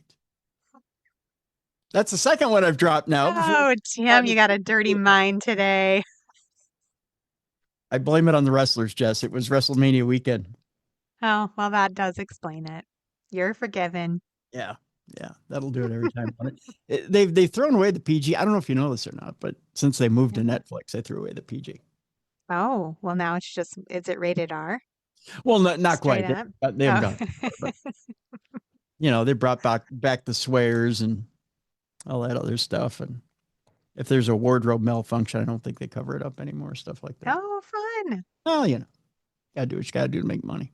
Speaking of making money, holy cow. Okay, so SummerSlam tickets go on sale here in the Twin Cities on May 1st. And I'm just gonna rant and then we'll move on. We'll start up the show. Do you know how much a basic ticket goes for SummerSlam? Over at US Bank Stadium, which by the way, they got plenty of seats over there. Is it more now than it's ever been before? That seems to be the changing of the times. That should be the slogan. It's more now than ever before. Yeah, that should be the slogan. Yeah. Oh gosh. What is it now? There's a reason why CM Punk 2 weeks ago went on WWE TV and said, lower the damn ticket prices. Yeah. Yeah. They're not attainable for the average folk. No, a family of four is not going to SummerSlam this year and didn't go to WrestleMania this year. In fact, the first night attendance for SummerSlam they claimed was 50,000. It looked more like 40. Oh my goodness. And it was held in the Raiders Stadium, in the Las Vegas Raiders Stadium. Mm-hmm. The starting ticket price, if you want to sit way up in the nosebleeds, is something like $500. Oh my goodness. Sell a kidney. Maybe you can take your kids. Right. If you want to sit in anything decent, you're talking $1,200 a ticket. What? And it's a 2-day event. Oh, come on. Yeah. It's the first, well, not the first, but I think it's like the second 2-day SummerSlam they've had now. Hmm. So, and That's outrageous. top ticket, Jess, $11,000 a ticket. Who's buying that? They're corporate leaders, I'm guessing, is what they're doing. Yeah, they're TKO, the people who bought this deal from this traveling circus from Vince McMahon. They basically are trying to make it into something honorable and respectable. I guess I have no idea, but yeah, they've jacked prices out of control. So. That's super disappointing. 'Cause honestly, like right now in this time of our cultural experience, we need things that are fun. We need to be able to go do stuff, get together, and have a good time. So to Right. make it like so unattainable for normal people, that just sucks. Well, and here's the kicker, right? Fuel prices higher than ever. Hmm. Where are we going to be? And my guest on Thursday, Don Hall, put it perfectly. Where do we see ourselves in 6 weeks? Where do you see the world in 6 weeks? SummerSlam is in August. If fuel prices, I mean, we don't get too political on the show, but hey, fuel prices, I'm just talking fuel prices. Yeah, not even politics, just the reality of what we're living right now. Right. As inflation has gone in the last year, inflation has climbed by steadily by about 3% per month. Think about where fuel prices are going to be. Fuel prices right now over last year are something like 80 cents higher. If that's the case, they've said that Europe, not us, because I'm trying to remember who it was. It was either a friend or a relative of mine was talking to Delta, and they have their own private refinery. So they won't run out of fuel, jet fuel. But Europe will run out of jet fuel in 6 weeks. Yikes. So you won't be traveling to Europe if things continue the way they are. I mean, so with that in mind, TKO has raised these prices to unimaginable unless you make $150,000 to $200,000 a year and you don't have familial ties or responsibilities. Yeah, it's true. I mean, I went and got groceries yesterday, not to like grumble on this hardcore, but it was $450 and there's 3 of us in this house. Well, that's not including my kids at college who go get their own groceries and then shoot me a text message and say, "Mom, can you put $150 in my account?" I'm like, how much money am I spending every month on groceries right now? It's insane. Me and a chipmunk for a week, 150. I mean, Yeah. come on.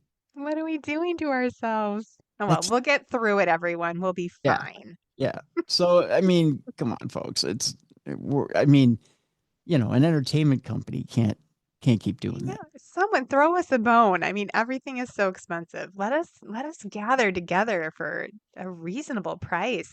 That's a bummer, but right. Yeah. you just sell one of your kids and keep the one you really like and take them. That's right. Right. There you go. Problem solved. Body parts are still expensive. That's all I know. Yeah. All right, let's giving jump. you all the good ideas. Yeah. Well, you are. You're full of good ideas today, Jess. I'm telling you. Oh gosh. Well, we got some good stories here for Dumb Crime, Stupid Criminals. Maybe we can make you laugh for a little bit and get our minds off of how expensive shit is. Holy cow. Wow.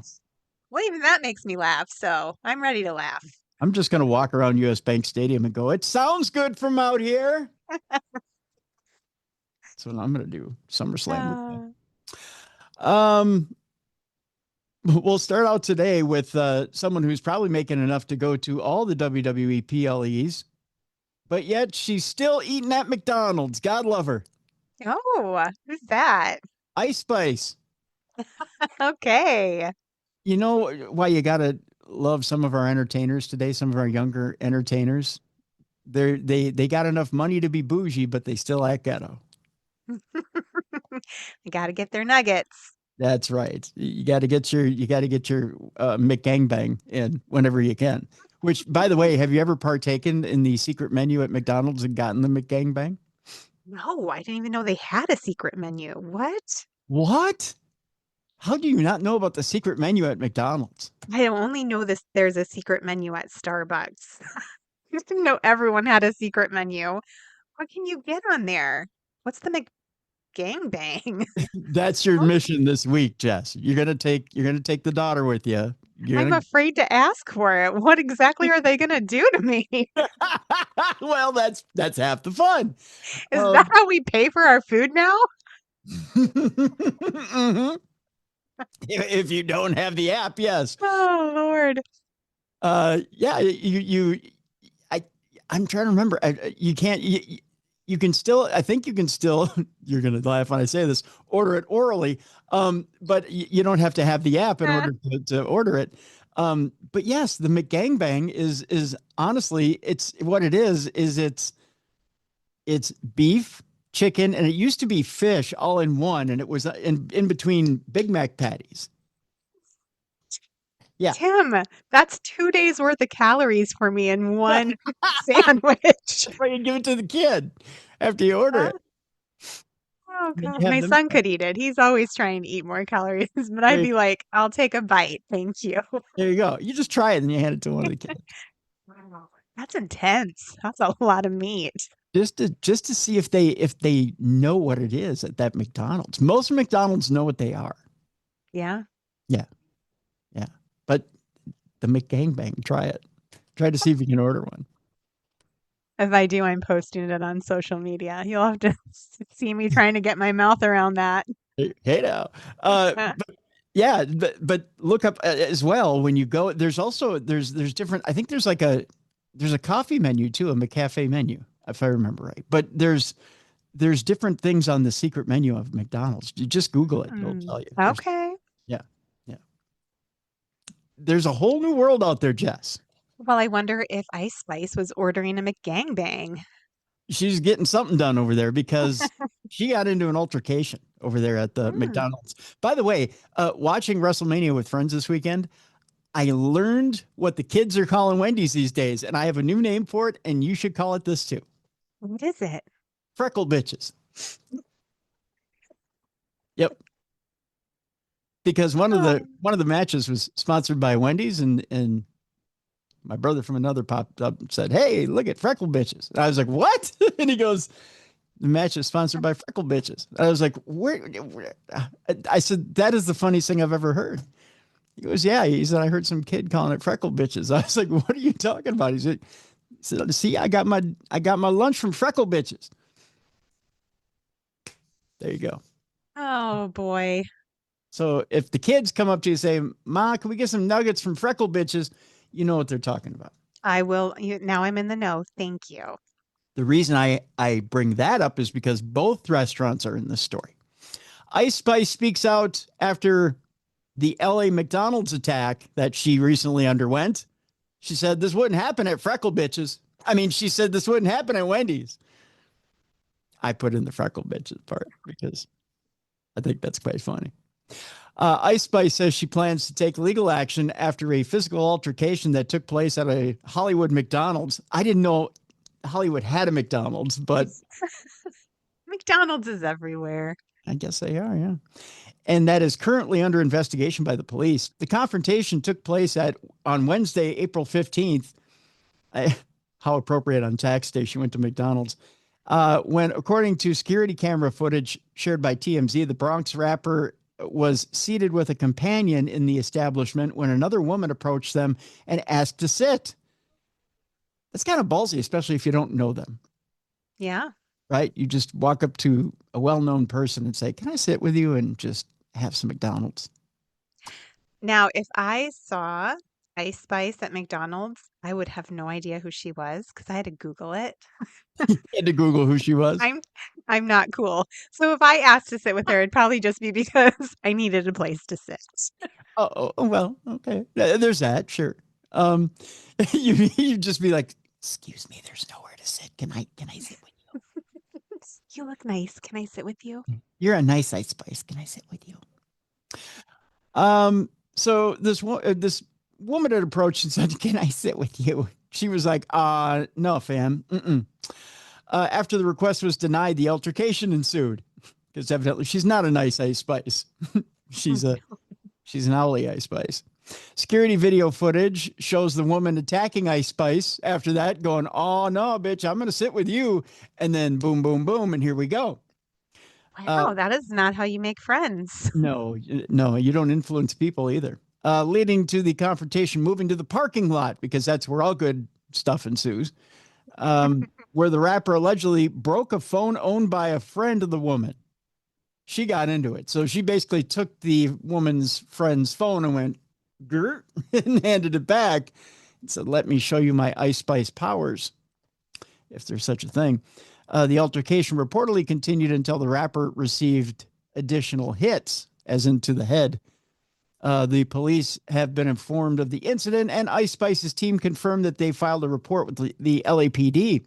The unprovoked attack on my client has been reported to the LAPD, and we will be pursuing any and all avenues to hold the perpetrators responsible for their actions, including criminally and civilly. The rapper's lawyer, Bradford Cohen, he sounds like he probably charges quite a bit an hour. I'll just put it that way. Told TMZ, he said, "We are also exploring holding the location responsible for their lack of appropriate security, because I'm sure the Hollywood McDonald's has a security force." You just have to have a bouncer at the Hollywood McDonald's just in case. I wonder how much he would make. Do you think probably $15 an hour? Yeah, that and they pay him and stuff off the secret menu. Yes, he probably is dining on the McBang. I can't even say it. The McGangbang hourly. Yes, he probably gets one an hour.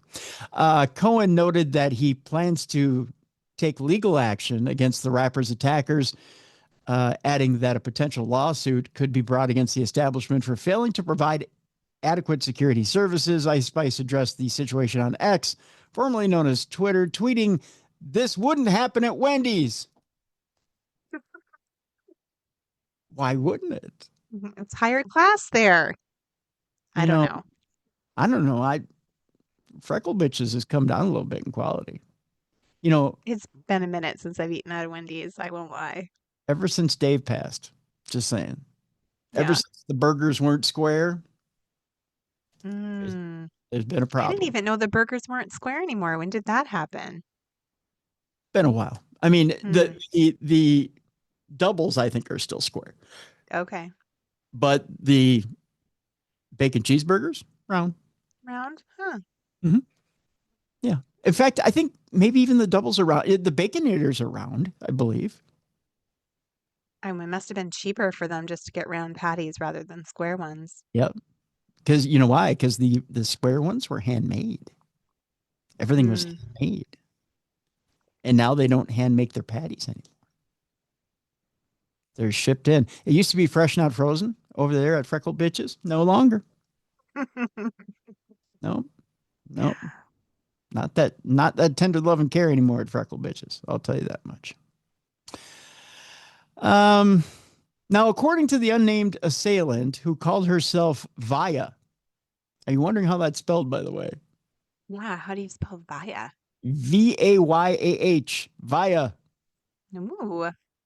Yeah. She attempted to approach Ice Spice to introduce herself and offer compliments. So that's how this whole thing started. Yeah. All right. So she was a fan. Yeah. So she was like, "Ice, nice to meet you. Can I beat your head in?" Well, or sit next to one or the other. Still, the rapper reportedly reacted negatively to the gesture, prompting her to question the rapper's attitude. And don't show tood in the McDonald's or you're going to get served. And I'm not talking about with, an icy Coke or fries or a McGangbang, one or the other. No, just a 1-2 punch. That's right. Immediately, Ice Spice was rude. She was like, "Why are you over here? You can leave. Bye." Vaya told TMZ. You like how I did that? Bye. You got to do the bye. Saying that she had asked her where she came from and why she spoke that way. Ooh, we're getting into it. She added that tensions escalated after the rapper allegedly insulted her, leading that to her slapping her face. Later, the woman said she was confronted again in the parking lot where she claimed Ice Spice broke her friend's screen. So, yeah, it's a mess. It's a big mess. So, Ice Spice, not cool. Not cool. Very not cool. Right. Got to be chill when you're at the McDonald's. And I'll tell you what, if you pull that stuff at Freckle Bitches, they don't put up with that neither. No, their security will come out and handle you. Right. I'll tell you what, they cut off your nuggets privileges, boom, like that. No more Baconators for you. I'll tell you that much right now. We're going to keep it on food, but not in the way you're expecting. Uh-oh. You know, we were talking about how expensive things have gotten. You want to talk about how expensive things have gotten? Legos are out of this world. Oh, they are. Yeah. This I know. My kids still love to do Legos. So like when I go visit them at college, they'll be like, "Can you give me a Lego set that I can do while I'm drinking beer?" What? That's what they do. Really? Maybe my kids are nerds. I don't want to speculate, but I'm actually just talking about one of them in particular. Not fair for me to throw shade on both of them. right. I got you. Yeah, you don't want to It's call the one out. boy child. All right, fine. You just called one out. Yeah. Well, let's role play a little bit here with that child. Let's say that child reaches into the Lego set, goes to pull out what he thinks is going to be, I don't know, what's the favorite of the child of Legos. Well, he loves to do the Star Wars one, so Very good. He Yeah. reaches in to pull out a Han Solo and instead pulls out a Fusilli. How would he feel then? he'd be very disappointed. Right. Probably Or because he'd feel really lucky because he got a different one, like he got pasta? I mean, he could cook it, sure. He'd have something to eat. But I don't think it'd be very good. Right? well, groceries are expensive. There's They are. Yeah. one part of your dinner. That's right. Turns out that there's a Lego bandit out there, Jess, who's been accused in a bizarre $34,000 scheme to replace minifigures in Legos with pasta. Oh, okay. So he's opening the boxes and taking out He's taking out the the figures and he's putting stuff. pasta in place of the figures. So do you remember did I ask you this before? Did you ever watch Seinfeld? Yeah, I did. Okay, do you remember Fusilli Jerry? He put in Fusilli Jerry instead of Han Solo. No, I Boy, don't remember that one. that's a deep joke. Okay, so it was George's dad who sat on Fusilli Jerry, and he got it up the tuchus, and they had to take him into the proctologist to remove him. Oh, I feel like I need to revisit this whole series. Okay, so look up the episode Fusilli Jerry. That's why I told you Fusilli. It's it's too long for us to get into, but Fusilli Jerry, Fusilli, Fusilli Jerry. Okay. Right. When you look that up, boy, will you laugh. A California man allegedly cooked up a bizarre Lego theft scheme, but police said it came apart piece by piece. Get it? Piece by piece. Jarrell Augustine, who's all of 28 years old of Paramount, is accused of buying Lego sets from Target. Why is it always Target that gets hit? Do they have no security there? Is the security sleeping all the time? I think, well, if he's buying it and then is he buying it and then bringing it back? They have a very lenient return policy, I think. So maybe that's why. I think that's probably it.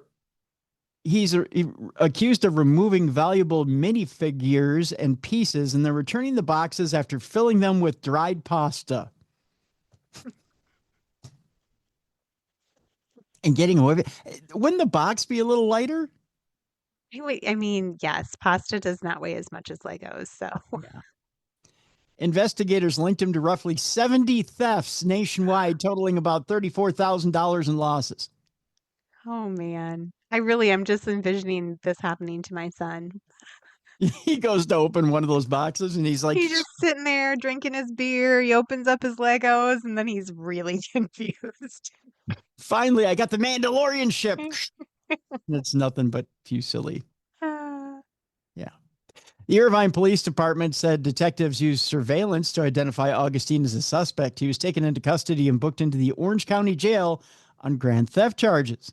Police shared details of the case in a social media post and added a humorous warning about the unusual methods. Of course they did. They can't resist themselves. They said, if your master plan involves swapping Legos for linguine, we can promise your plan will be cooked al dente. Oh. And then they went back to dad joking the way they normally do. They got a guy with a little drum in the background going, yeah, Nailed it. nailed it. That's us. Oh, yes. We had a very funny. That's what they're doing over there. They're like, oh, yes. They got the little applause like this. Like, yeah. Yeah. Ah, there you go. There it is. Very, very funny. Those guys. They also had more to say, Jess. I don't know if you're buckled in yet or not. The footage then shows officers placing him under arrest in body camera video. The unusual case also drew reactions online, with some social media users leaning into the humor as well, because, you know, this kind of humor is worldwide. The case had so many possibilities, one user said. Good for IPD using their noodle. One wrote, oh, there it is. Woo! You mean to tell me he was an imposter?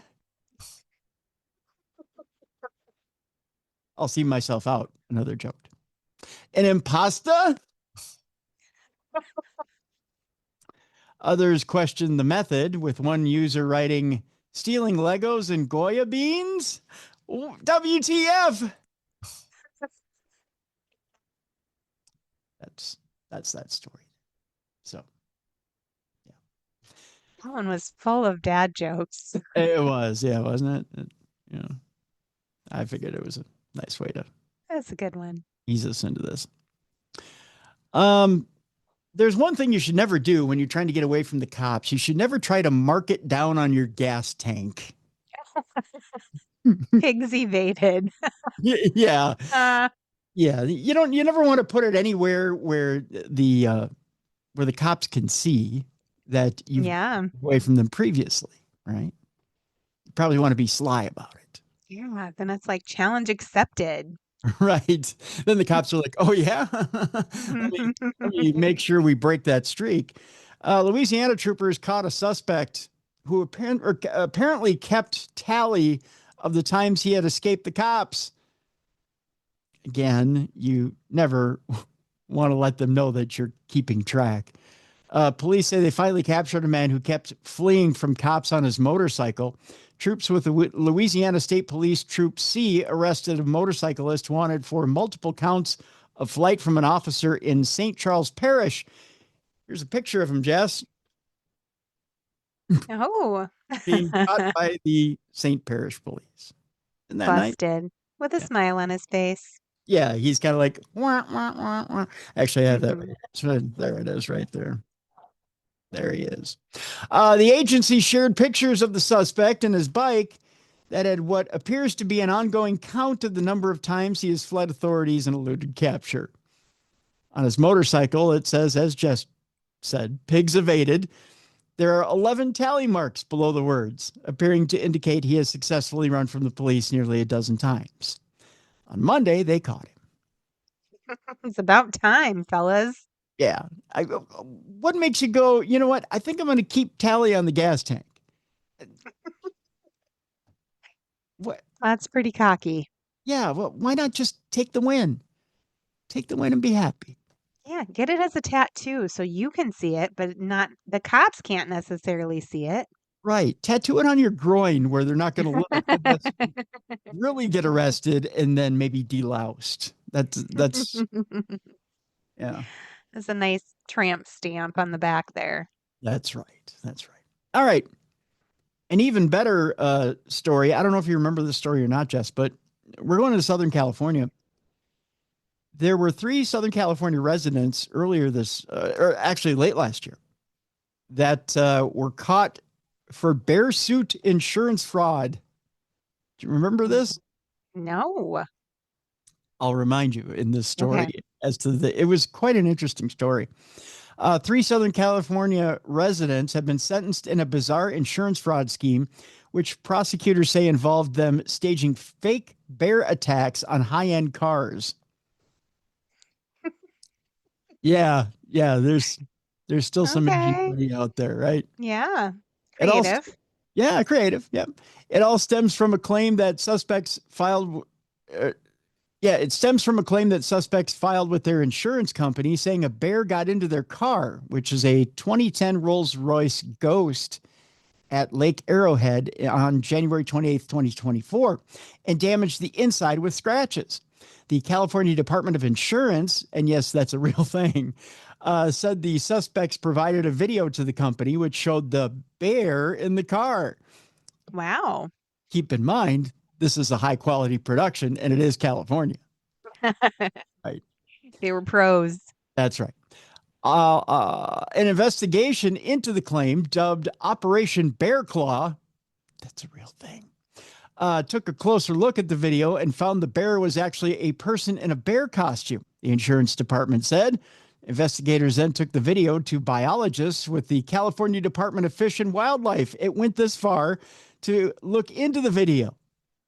The biologist said it was clearly a human in a bear suit. Come on, guys. Investigators uncovered 2 other fraudulent claims submitted to different insurance companies regarding the same incident. So it's not the first time they did it. Oh, they had a plan and some Mhm. follow through. Impressive.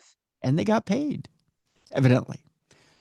On Thursday, 39-year-old Alfia Zuckerman of Valley Village, Ruben Tamrazian of Glendale, and I believe this is Vi Murakayan or Kanyan, Murakanyan, that's what it is, of Glendale, were sentenced to 180 days in jail in order to pay restitution.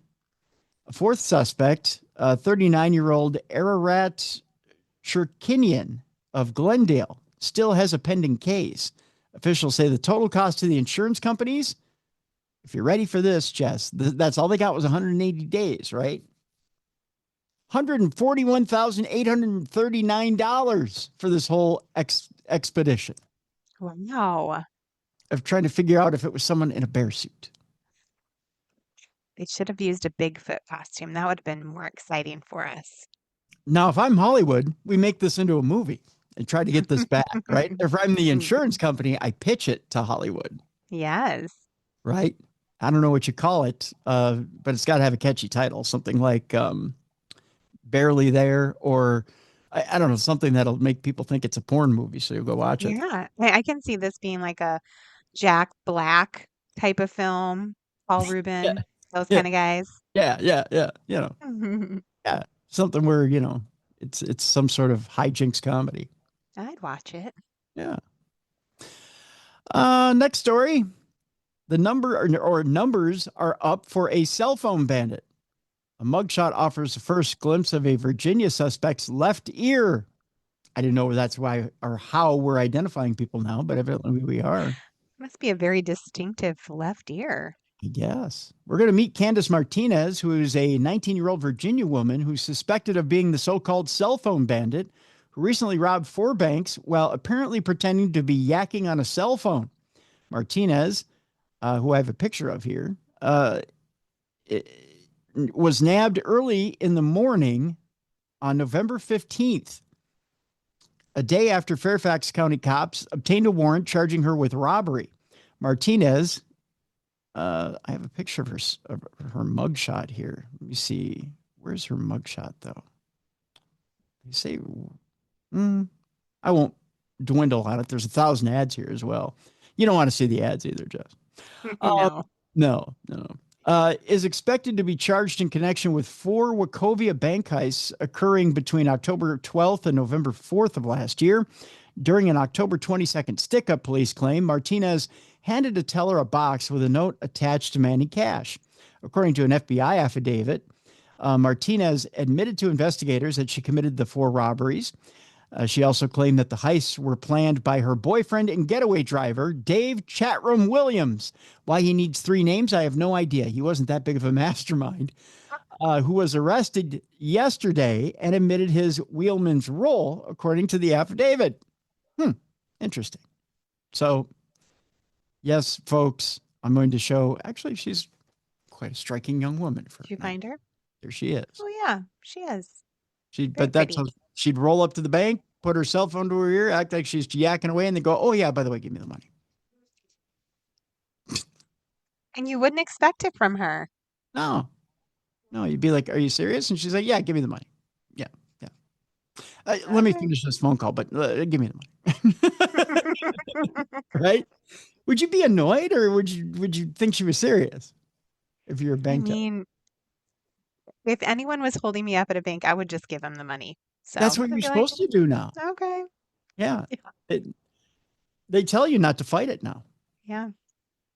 Just to hand it over, because they say, well, chances that we're going to catch them is pretty good. So go ahead and give it over.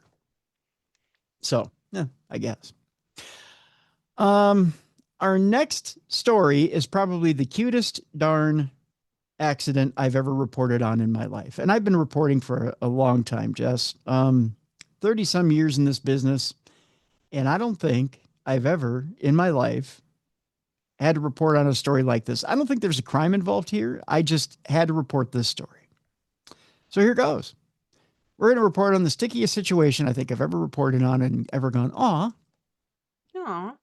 Sticky situation. Let's hear it. Yes. No injuries reported after a semi full of gummy bears caught fire along Interstate 80. Aw. See, I told you. Yeah. Doesn't that make you want to go, oh, and then you're like, oh, but are the gummy bears okay? But then you're like, wait a minute, No. they're not alive. But you're They're like, melted. yeah, but can you imagine the little screams from the gummy bears as they're melting? Help me. No! I mean, yeah. I mean, I thought about that part I'm as well. melting. There were some victims there. I think the news got it wrong. Yeah. Yeah. We need to report on the amount of gummy bears. Hundreds of thousands of gummy bears perished That's in this right. fire. Now it's just a gummy slag on the road. It's one of the biggest gummy slaughters in the history of North Platte, Nebraska, which is where we're going, North Platte, Nebraska. The Lincoln County Sheriff's Office said in a Facebook post that on April 7th at about 3:55 a.m., nothing good happens at 3 a.m., especially to gummy bears.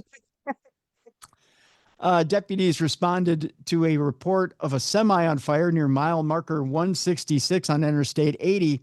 When deputies arrived, oh God, there's a picture of the slaughter. Those inhumane bastards, they took pictures. The dead gummy bears? Yes, they're all over it. You want to see it? Crime scene photo. Yeah. Deputies responded to a report of a semi on fire near mile marker 166 on Interstate 80. When deputies arrived, the semi trailer was fully engulfed in flames. You could hear tiny little screams, and the driver was successful in removing the truck before the fire got out of control. Oh, sure. He didn't go save the bears first. He just moved the truck. Yeah. He didn't want that truck to burn up. Unfeeling, uncaring bastard.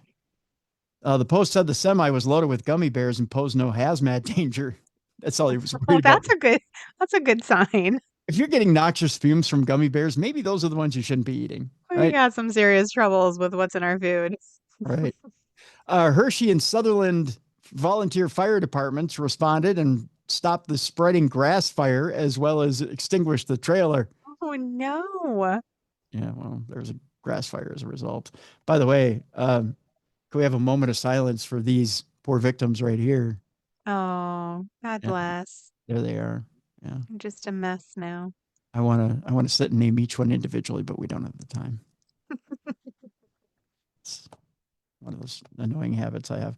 I'll probably do it tonight as I'm trying to fall asleep. I'll come up with names of each individual one. Instead of counting sheep, you'll be naming departed gummy bears. I see worms in there too, gummy worms, which is even more tragic. Oh, But sad they didn't even mention them in the story. It's like the forgotten victims. right. Is it because they don't have the little gummy faces? I No, mean, worms have feelings too. they do. I mean, they needed to be included. It's a shame. It's horrible. Although I do see two perfectly good bags of gummies that survived. Why not mention the survivors? They're important. They matter. Why not Yeah. interviews? No interviews with the survivors. No interviews of the survivors. That's Yeah. bad reporting, Tim. That's right. I mean, one gummy bear had this to say, "Shit, there were flames everywhere," which I know sounds a lot like my Elmo, but the screams of torture. Ah! Yeah. So, an even more bizarre story for us, Jess. As we go to New Hampshire, I know you're saying, Tim, was this a slow week? God damn right, it was a slow week. Hey, you can only work with what you've got, Tim. I think you're doing a bang up job. And again, you're referring to my sex life, Jess. Thank you so much. A New Hampshire mustard company owner is sentenced for river pollution scheme. What?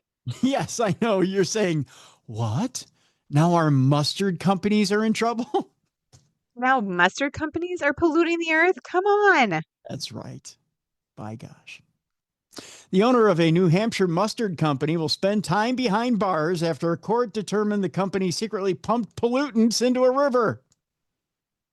60-year-old Charles Santich, who owns the Old Dutch Mustard Company in Greenville, New Hampshire, is going up the river after he dumped it in the river. That's where he belongs. That's right. He was sentenced to 18 months in prison. Wow. That's pretty hefty. People in Florida don't even get 18 months in prison. And they're out there naked, slashing people with samurai swords. Yeah, and he just dumped a little something in the river and he's getting 18 months. The company must pay a $1.5 million fine for violating the Clean Water Act. Prosecutors said the company has had a long history of noncompliance with negotiations beginning in the 1980s. So for 45 years, they've been dumping crap in the river. Dang. Why'd you have to go and say 1980 was 45 years ago, Tim? I'm sorry. I didn't mean to do that, Jess. Speaking of, I was as I was pulling stories last night, I was watching classic MTV. Yeah. Oh, fun. I got the biggest case of musical whiplash in my life. From 1 minute they're playing Motley Crue, Too Young to Fall in Love. The next they're playing Is It Love by New Edition. And I think I hurt my neck. Some of those videos back in the day. Oh my gosh. Yeah. My agent had a birthday party and it was at the Mounds Theater actually. And they had the music videos playing on the big screen. And we're just like, I feel like I'm in a fever dream. Like they're all so weird. They are, aren't they? Okay. I saw a video again, not to get off the mustard guy, because I'm sure he's going to get off in prison plenty. But he's 60. He's 60, folks. Are going to put a wig and lipstick on him. But the one video I saw, I thought I was never going to see again. I thought I had put behind me. If you want a scare, the scare of a lifetime, go on YouTube and put in Dino, I Like It. Okay. I'll have to watch that. Oh, you will say to yourself, why did I waste that time? Then you'll say to yourself, why did they give Dino that much time to sing that song? Because the video does not end. It may be like a 4.5 minute song. It feels like the soundtrack of hell. Like the song that bad. Oh, the song feels like it goes on for 10.5 minutes. Huh. Because it goes, that's the way it has to be, because that's the way I like it. And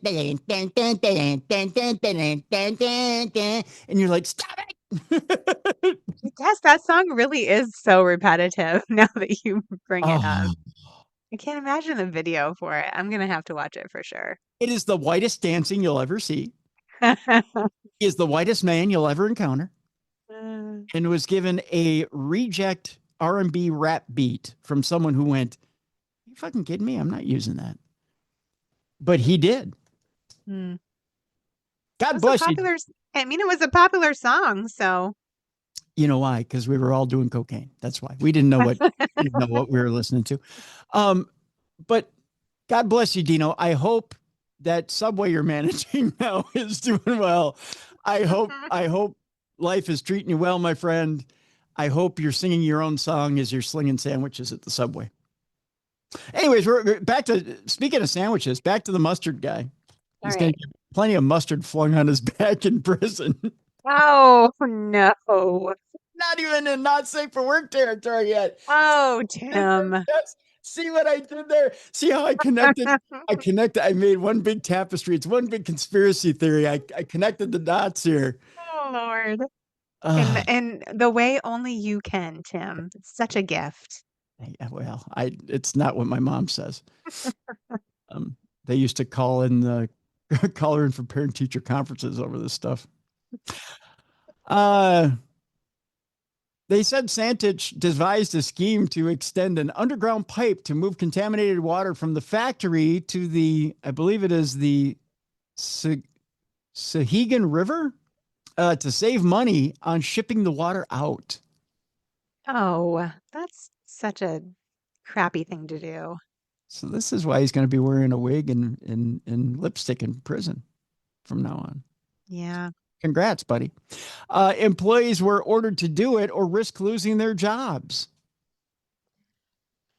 Wow. He is so, they're going to make him pay in prison. Yikes. It happened for 6 years, and the state attorney general said Santich submitted false documents to cover up what was happening. The court agreed with experts that the wastewater was pumped into the river and caused environmental harm and likely caused a mercury fish consumption advisory in the area of the discharges. Yikes. What a jerk. Yeah, so enjoy that Just mustard. up the price on your mustard and pay to have it shipped out. Yeah, exactly. So enjoy your old Dutch mustard, everybody. I won't be eating that anymore. Yeah, if you ever did. I don't think I ever did. No, I didn't either. So there you go. All right, same enough for not safe for work. Although I probably should have done that before. Wait a second, Jim. Yeah, I know. I probably should have given the disclaimer before I jumped into that last story, because now the kids are traumatized. You're like, Mommy, why would there be mustard on his back? Because they're having a food fight in prison, kids. That's why. That's why. Get the kids out of the room. You probably should have already.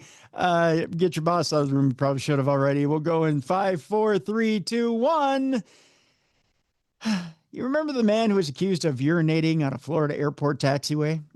I do, yes. And chasing after planes? Well, we found out more about him because they've sentenced him in court. Let's find out why he did this, Jess. He had some colorful reasons. I can't wait to hear them. Yeah. We go to Daytona Beach, Florida. The man who's accused of driving his blue Mustang through a gate at the airport in Daytona Beach, trying to get on planes, has been indicted by a federal grand jury because you go straight to the top when you F around and find out at a, now I use F around and find out at an airport. The Department of Justice on Thursday said 58-year-old Brian John Parker of Holly Hill was charged with damaging, destroying, or disabling airport facilities and entering an aircraft or airport area in violation of security requirements. He could spend 30 years in federal prison if convicted, and he will be, trust me. Around 4:30 p.m. on March 25th, Parker, in his blue Ford Mustang, plowed through a gate at Daytona Beach International Airport. According to the Volusia County Sheriff's Office, Parker was highly intoxicated when he rammed the gate and headed toward Embry-Riddle area of the airport. Parker then approached an occupied running airplane and attempted to board, but it was unsuccessful because the plane had already been locked. Parker made 2 more attempts, ultimately boarded an unoccupied plane at that point. According to VSO, he was not on the plane for long before airport operations and Embry-Riddle security took him into custody. At one point, Parker was running around on foot, urinating on the taxiway, and chasing after taxiing aircraft. Because why wouldn't he be? I mean, seems to be the thing to do. If we can just get the story to move here. Oh, here we go. In the video of his arrest, Parker says he doesn't remember any of this. Wow. How can you not remember such an occasion? I mean, it's kind of a big day in the life, right? So there were a lot of choices that were made. Right. And he doesn't remember any of them. We're making big boy choices. You're right, Jess. Parker says to the deputy, I went to an AA meeting. The next thing I know, I'm doing cocaine, drinking, and smoking pot. What? One of these things doesn't connect because we go to an AA meeting to do what, Jess? Not to do those things, Tim. Right. We go to talk about getting sober and why we don't do those things. But somehow he ended up getting the cocaine, drinking, and smoking pot. We had what's called in the industry a relapse. Yeah, not really an advertisement for that particular AA meeting. Right. Probably don't want to go back to that location. It's probably bad. The deputy asks, so you were doing all kinds of drugs and ran through a gate? Parker says, yeah, and I crashed my car. So, yeah, it's a full day. And I peed on stuff.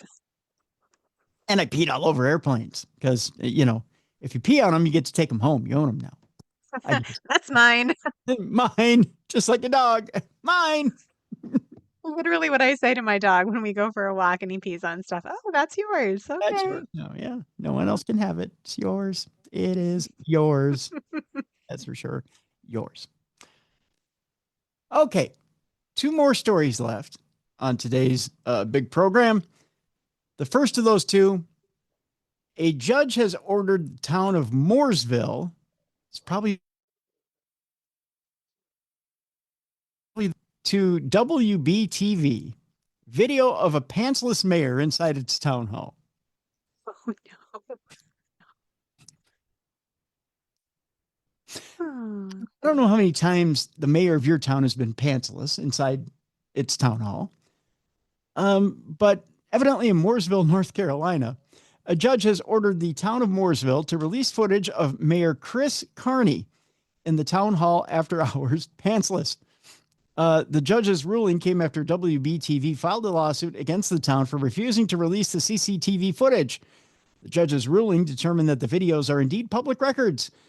The judge rejected the town of Mooresville's argument that the footage should be considered sensitive security information that could be used to reverse engineer building layout information.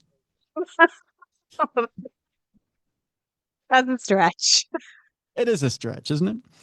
The judge has ordered that town officials either release the footage to WBTV within 5 business days or submit it to the court for in-camera review and propose redactions and the legal reasoning behind such redactions. On October 10th of 2024, to get an idea why the mayor is pantsless in his own town hall, Carney went to town hall after midnight with a woman who was receiving taxpayer dollars as a communications consultant. Motion detectors went off twice, sending police to town hall. Something tells me they weren't doing taxes at midnight. Get a hotel room, people. It's cheaper, at town hall. That's what I hear anyways. Oh. The incident received widespread media attention and recently led to Mooresville town commissioners voting 4-2 in a vote of no confidence against Mayor Chris Carney. There's no video of me in my office or anything. Carney, of course. Well, then he's not guilty. Carney told WBTV during a 2024 interview, I mean, it's all about me in the hallways. I can't imagine anything that would be pressing me going to the bathroom. So supposedly he went to the bathroom, lost his pants. Which, I mean, how many times, folks, have we gone to the bathroom and just happened to lose our pants and roam around City Hall? I mean, it happens all the time. Especially around midnight, when we're in the company of others. In 2026, former Mooresville employees filed lawsuits telling a different story about what happened that night. Jeff Noble, a former IT employee, filed a lawsuit against the town in January of 2026. He claims he was retaliated against after discovering surveillance video of Carney in Town Hall after hours with his pants off. Pants off, dance off. That could be the other thing that happened. You never know. Could have been music playing. You can see the mayor at least on a couple different occasions without wearing pants, which is a very big issue, Noble said. That's unethical. Well, now our forefathers never said, governing without pants was unethical. I mean, it's weird. It's weird, but I can't find a statute. Former IT director Chris Lee filed a lawsuit in March of 2026, claiming he was fired because of how he handled surveillance footage of Carney. He claims that town leaders pressured him to suppress or delete the video and related records. I mean, it is a little weird that he wants his stuff deleted.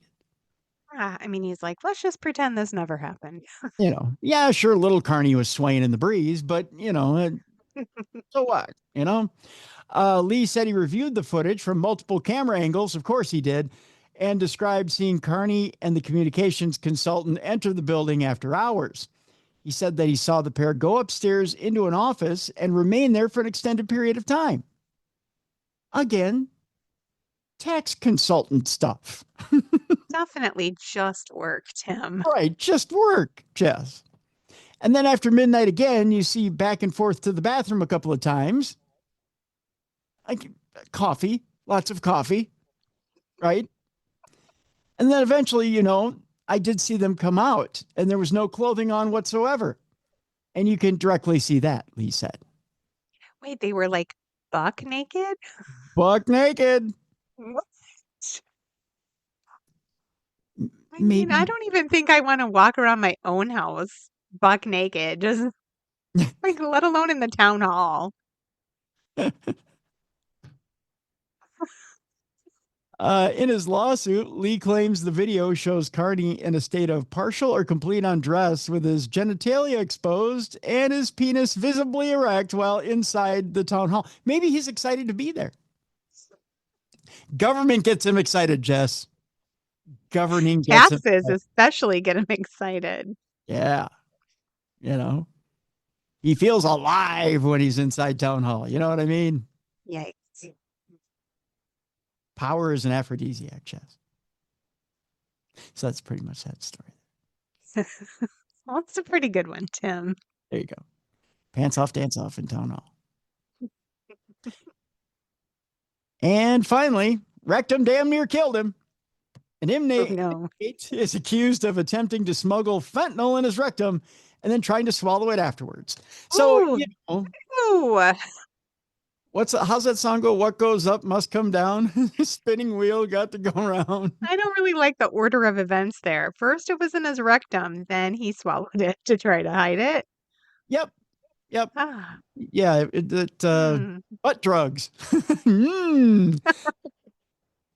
Yeah. Was there time for him to wash it off in between, I hope? Well, oh. Sometimes you got to take the good with the bad. You take the good, you take the bad, you take them all, and there you have the ass fentanyl. Is that how it goes?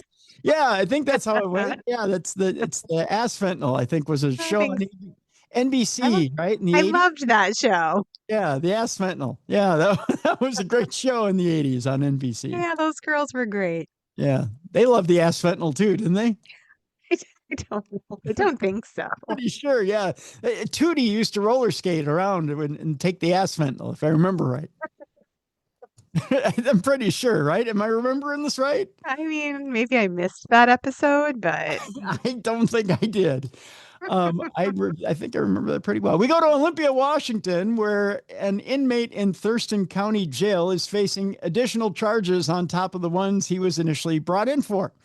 According to the Thurston County Sheriff's Office, the man who was being booked for domestic violence was being escorted through the facility when a corrections sergeant saw him making movements with his hands towards the back of his pants. Dead giveaway. Something's dead back there, I'll tell you that much. The sergeant intervened and found that the inmate was attempting to shove a small amount of suspected fentanyl into his rectal cavity. Oh, he hadn't quite done it yet. Oh. he Caught was in the process. he was late with his homework assignment, if you know what I mean. You got to do that before they get there, buddy. Right. You probably should have done that before you got there. The pair fought over control of the drugs, and the inmate then tried to eat the narcotics. Oh, he would have died. You can't eat that much fentanyl. But was stopped from doing so, the sheriff's office said. That inmate was booked for possessing a controlled substance in a correctional facility. Canine Talia conducted a sweep of his previous housing area, the sheriff's office said. No word on if Talia bit the guy in the balls, because that's always the fun part of it, right? Get the canine to bite him in the balls. Oh, ouch. All right. With that, I think we needed our palate cleanser now that we've talked about ass fentanyl.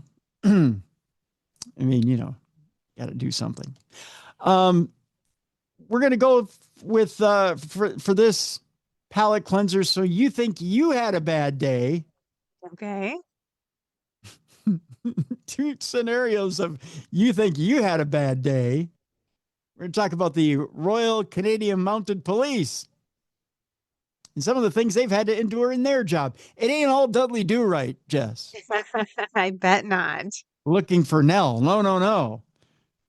RCMP applicants endured improper and invasive medical exams for years, according to a lawsuit. What? That's right. Dudley Do-Right ain't been done right at all. Yikes. Yeah. Done dirty. That's right. RCMP medical form had doctors probe recruits' genitals, rectums, and breasts. Why? I don't know. They're just trying to be Mounties. Evidently, they're What getting fed. Before we can give you your badge, bend over. Thank you. That's right. 1,000 RCMP employees, past and present, allege that as new recruits applying for jobs, they were subjected to improper and invasive breast, genital, and rectal exams during mandatory medical screenings, according to the CBC News. Class action lawyers say 1,000 RCMP recruits and employees have come forward complaining about doctors performing 1,000 of them. This is an epidemic, Jess. This is not an isolated incident, Tim. No, this isn't like 10 of them. This is like 1,000. They're like, I got touched improperly,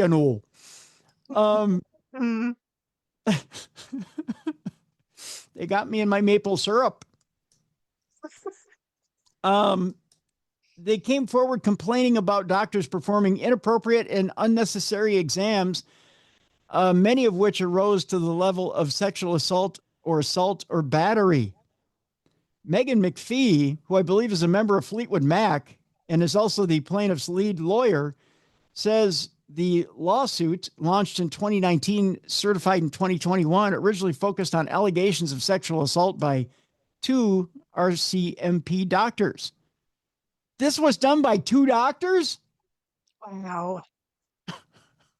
Not just one pervert, but 2. Dr. McGrabby and Dr. McFeely, evidently, are the did all this.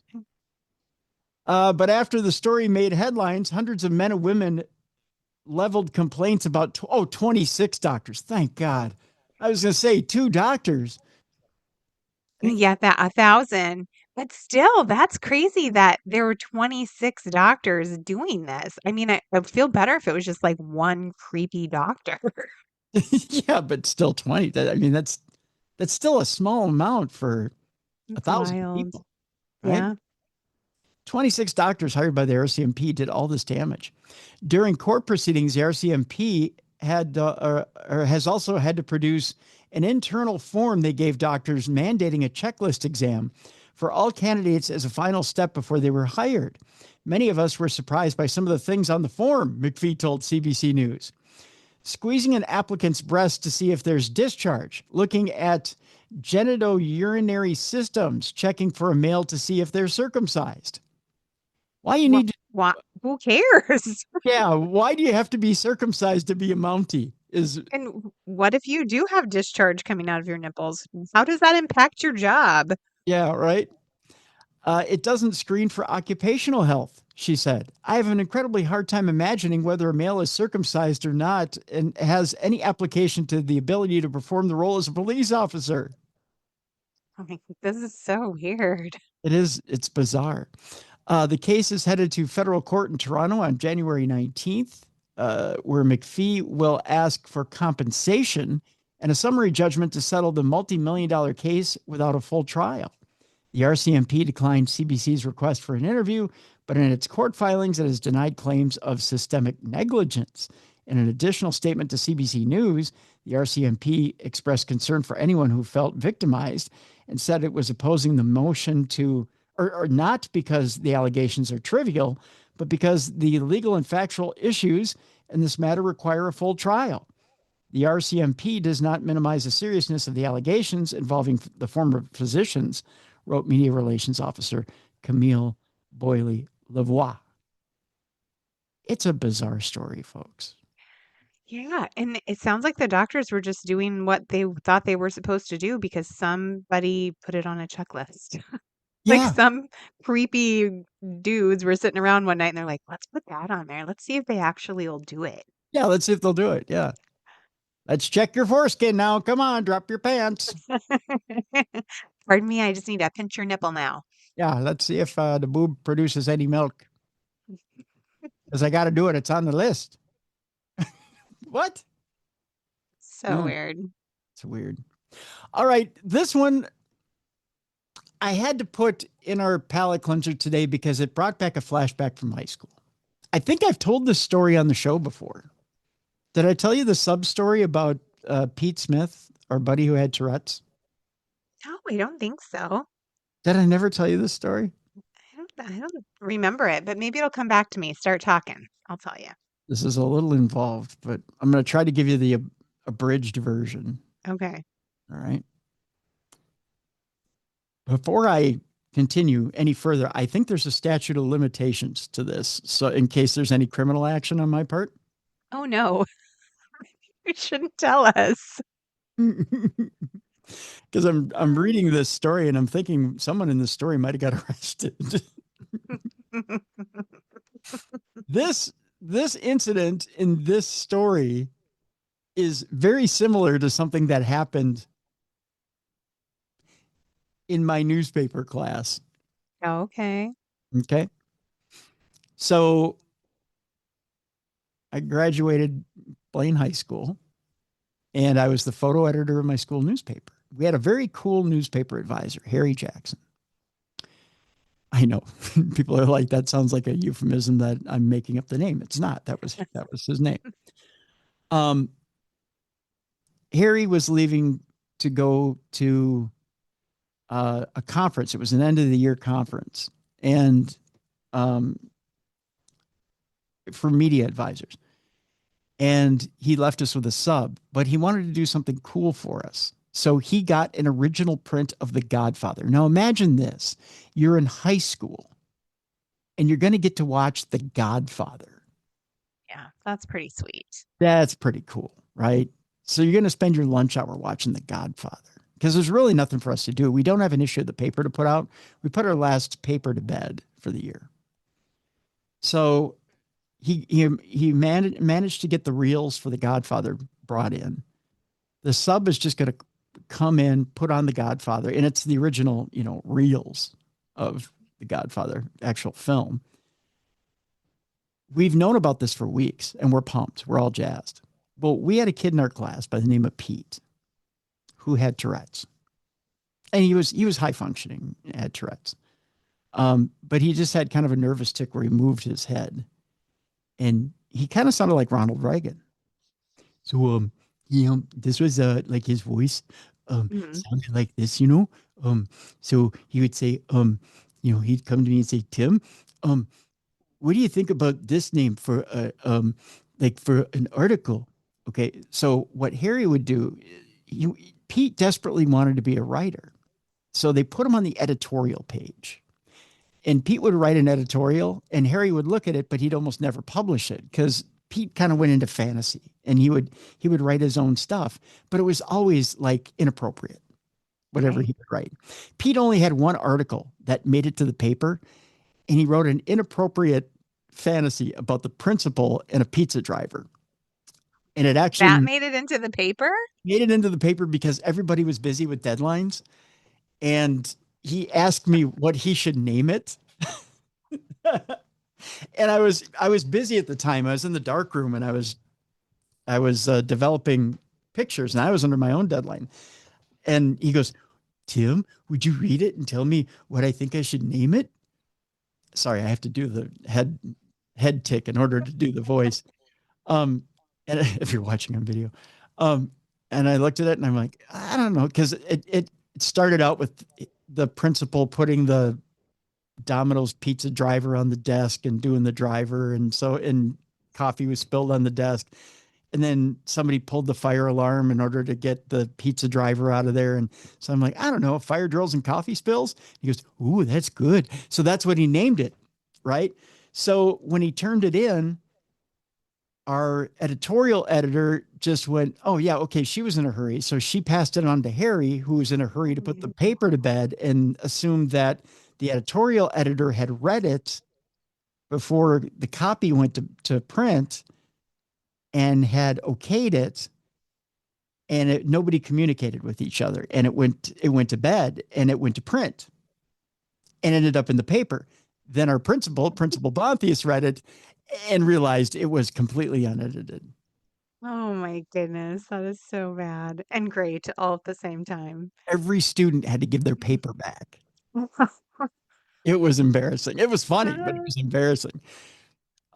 So this is on a bigger level than that, to give you an idea. So I'll try to make this quicker. So Okay. Harry arranges for us to have a sub and The Godfather.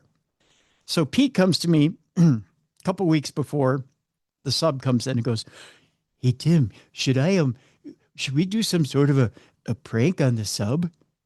I'm like, no, Pete, no, because we're going to get to see The Godfather. Right? We're going to get to watch The Godfather. This is cool. Godfather is one of my all-time favorite films. We're going to get this unedited. So no, Pete, no. But I had this really cool, funny idea. I'm like, what's that, Pete? Because I kind of have to know. I got to know, right? He's got a dirty mind. I got to know.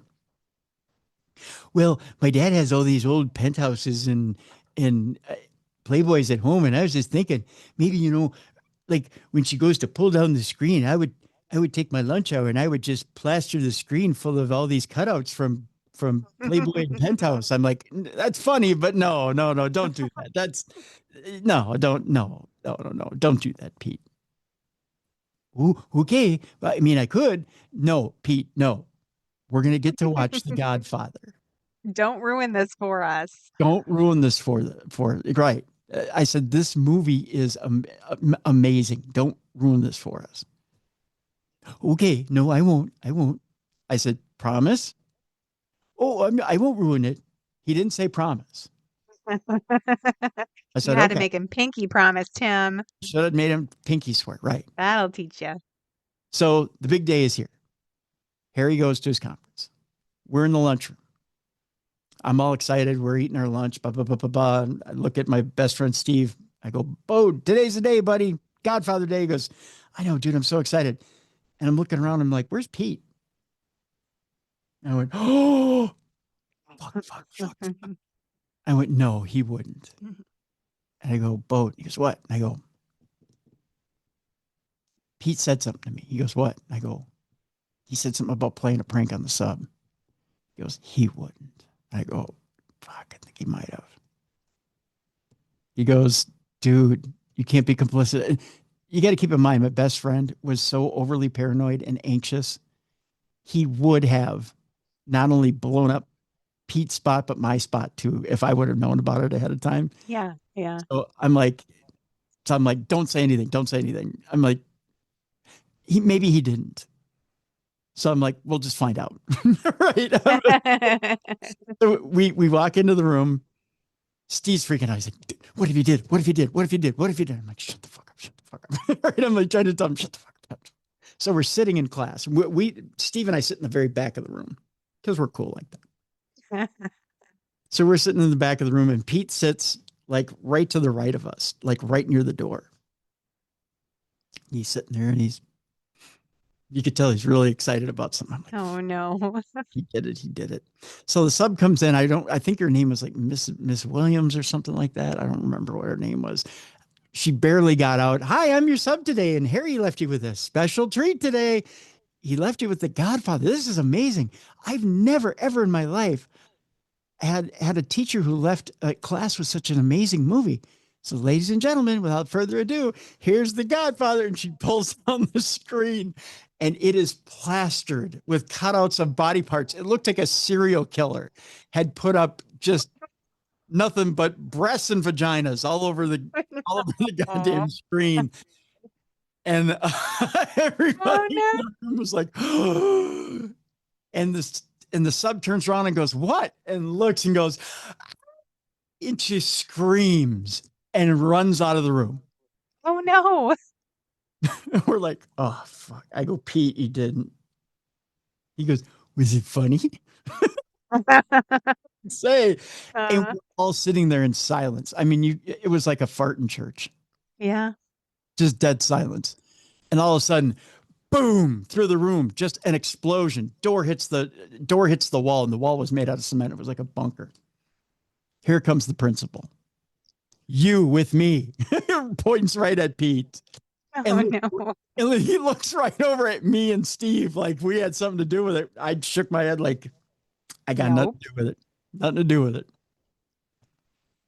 And I'm like, what in the actual? And the sub is in the hallway. You can hear her sobbing. Oh my goodness. Like, oh, Jesus. I say that to read this story. Okay, I can't wait to hear the story. A high school student shown inappropriate images in a teacher's slideshow presentation. Oops. We have a repeat offender, ladies and gentlemen. Somebody found out what happened in Blaine High School in 1988.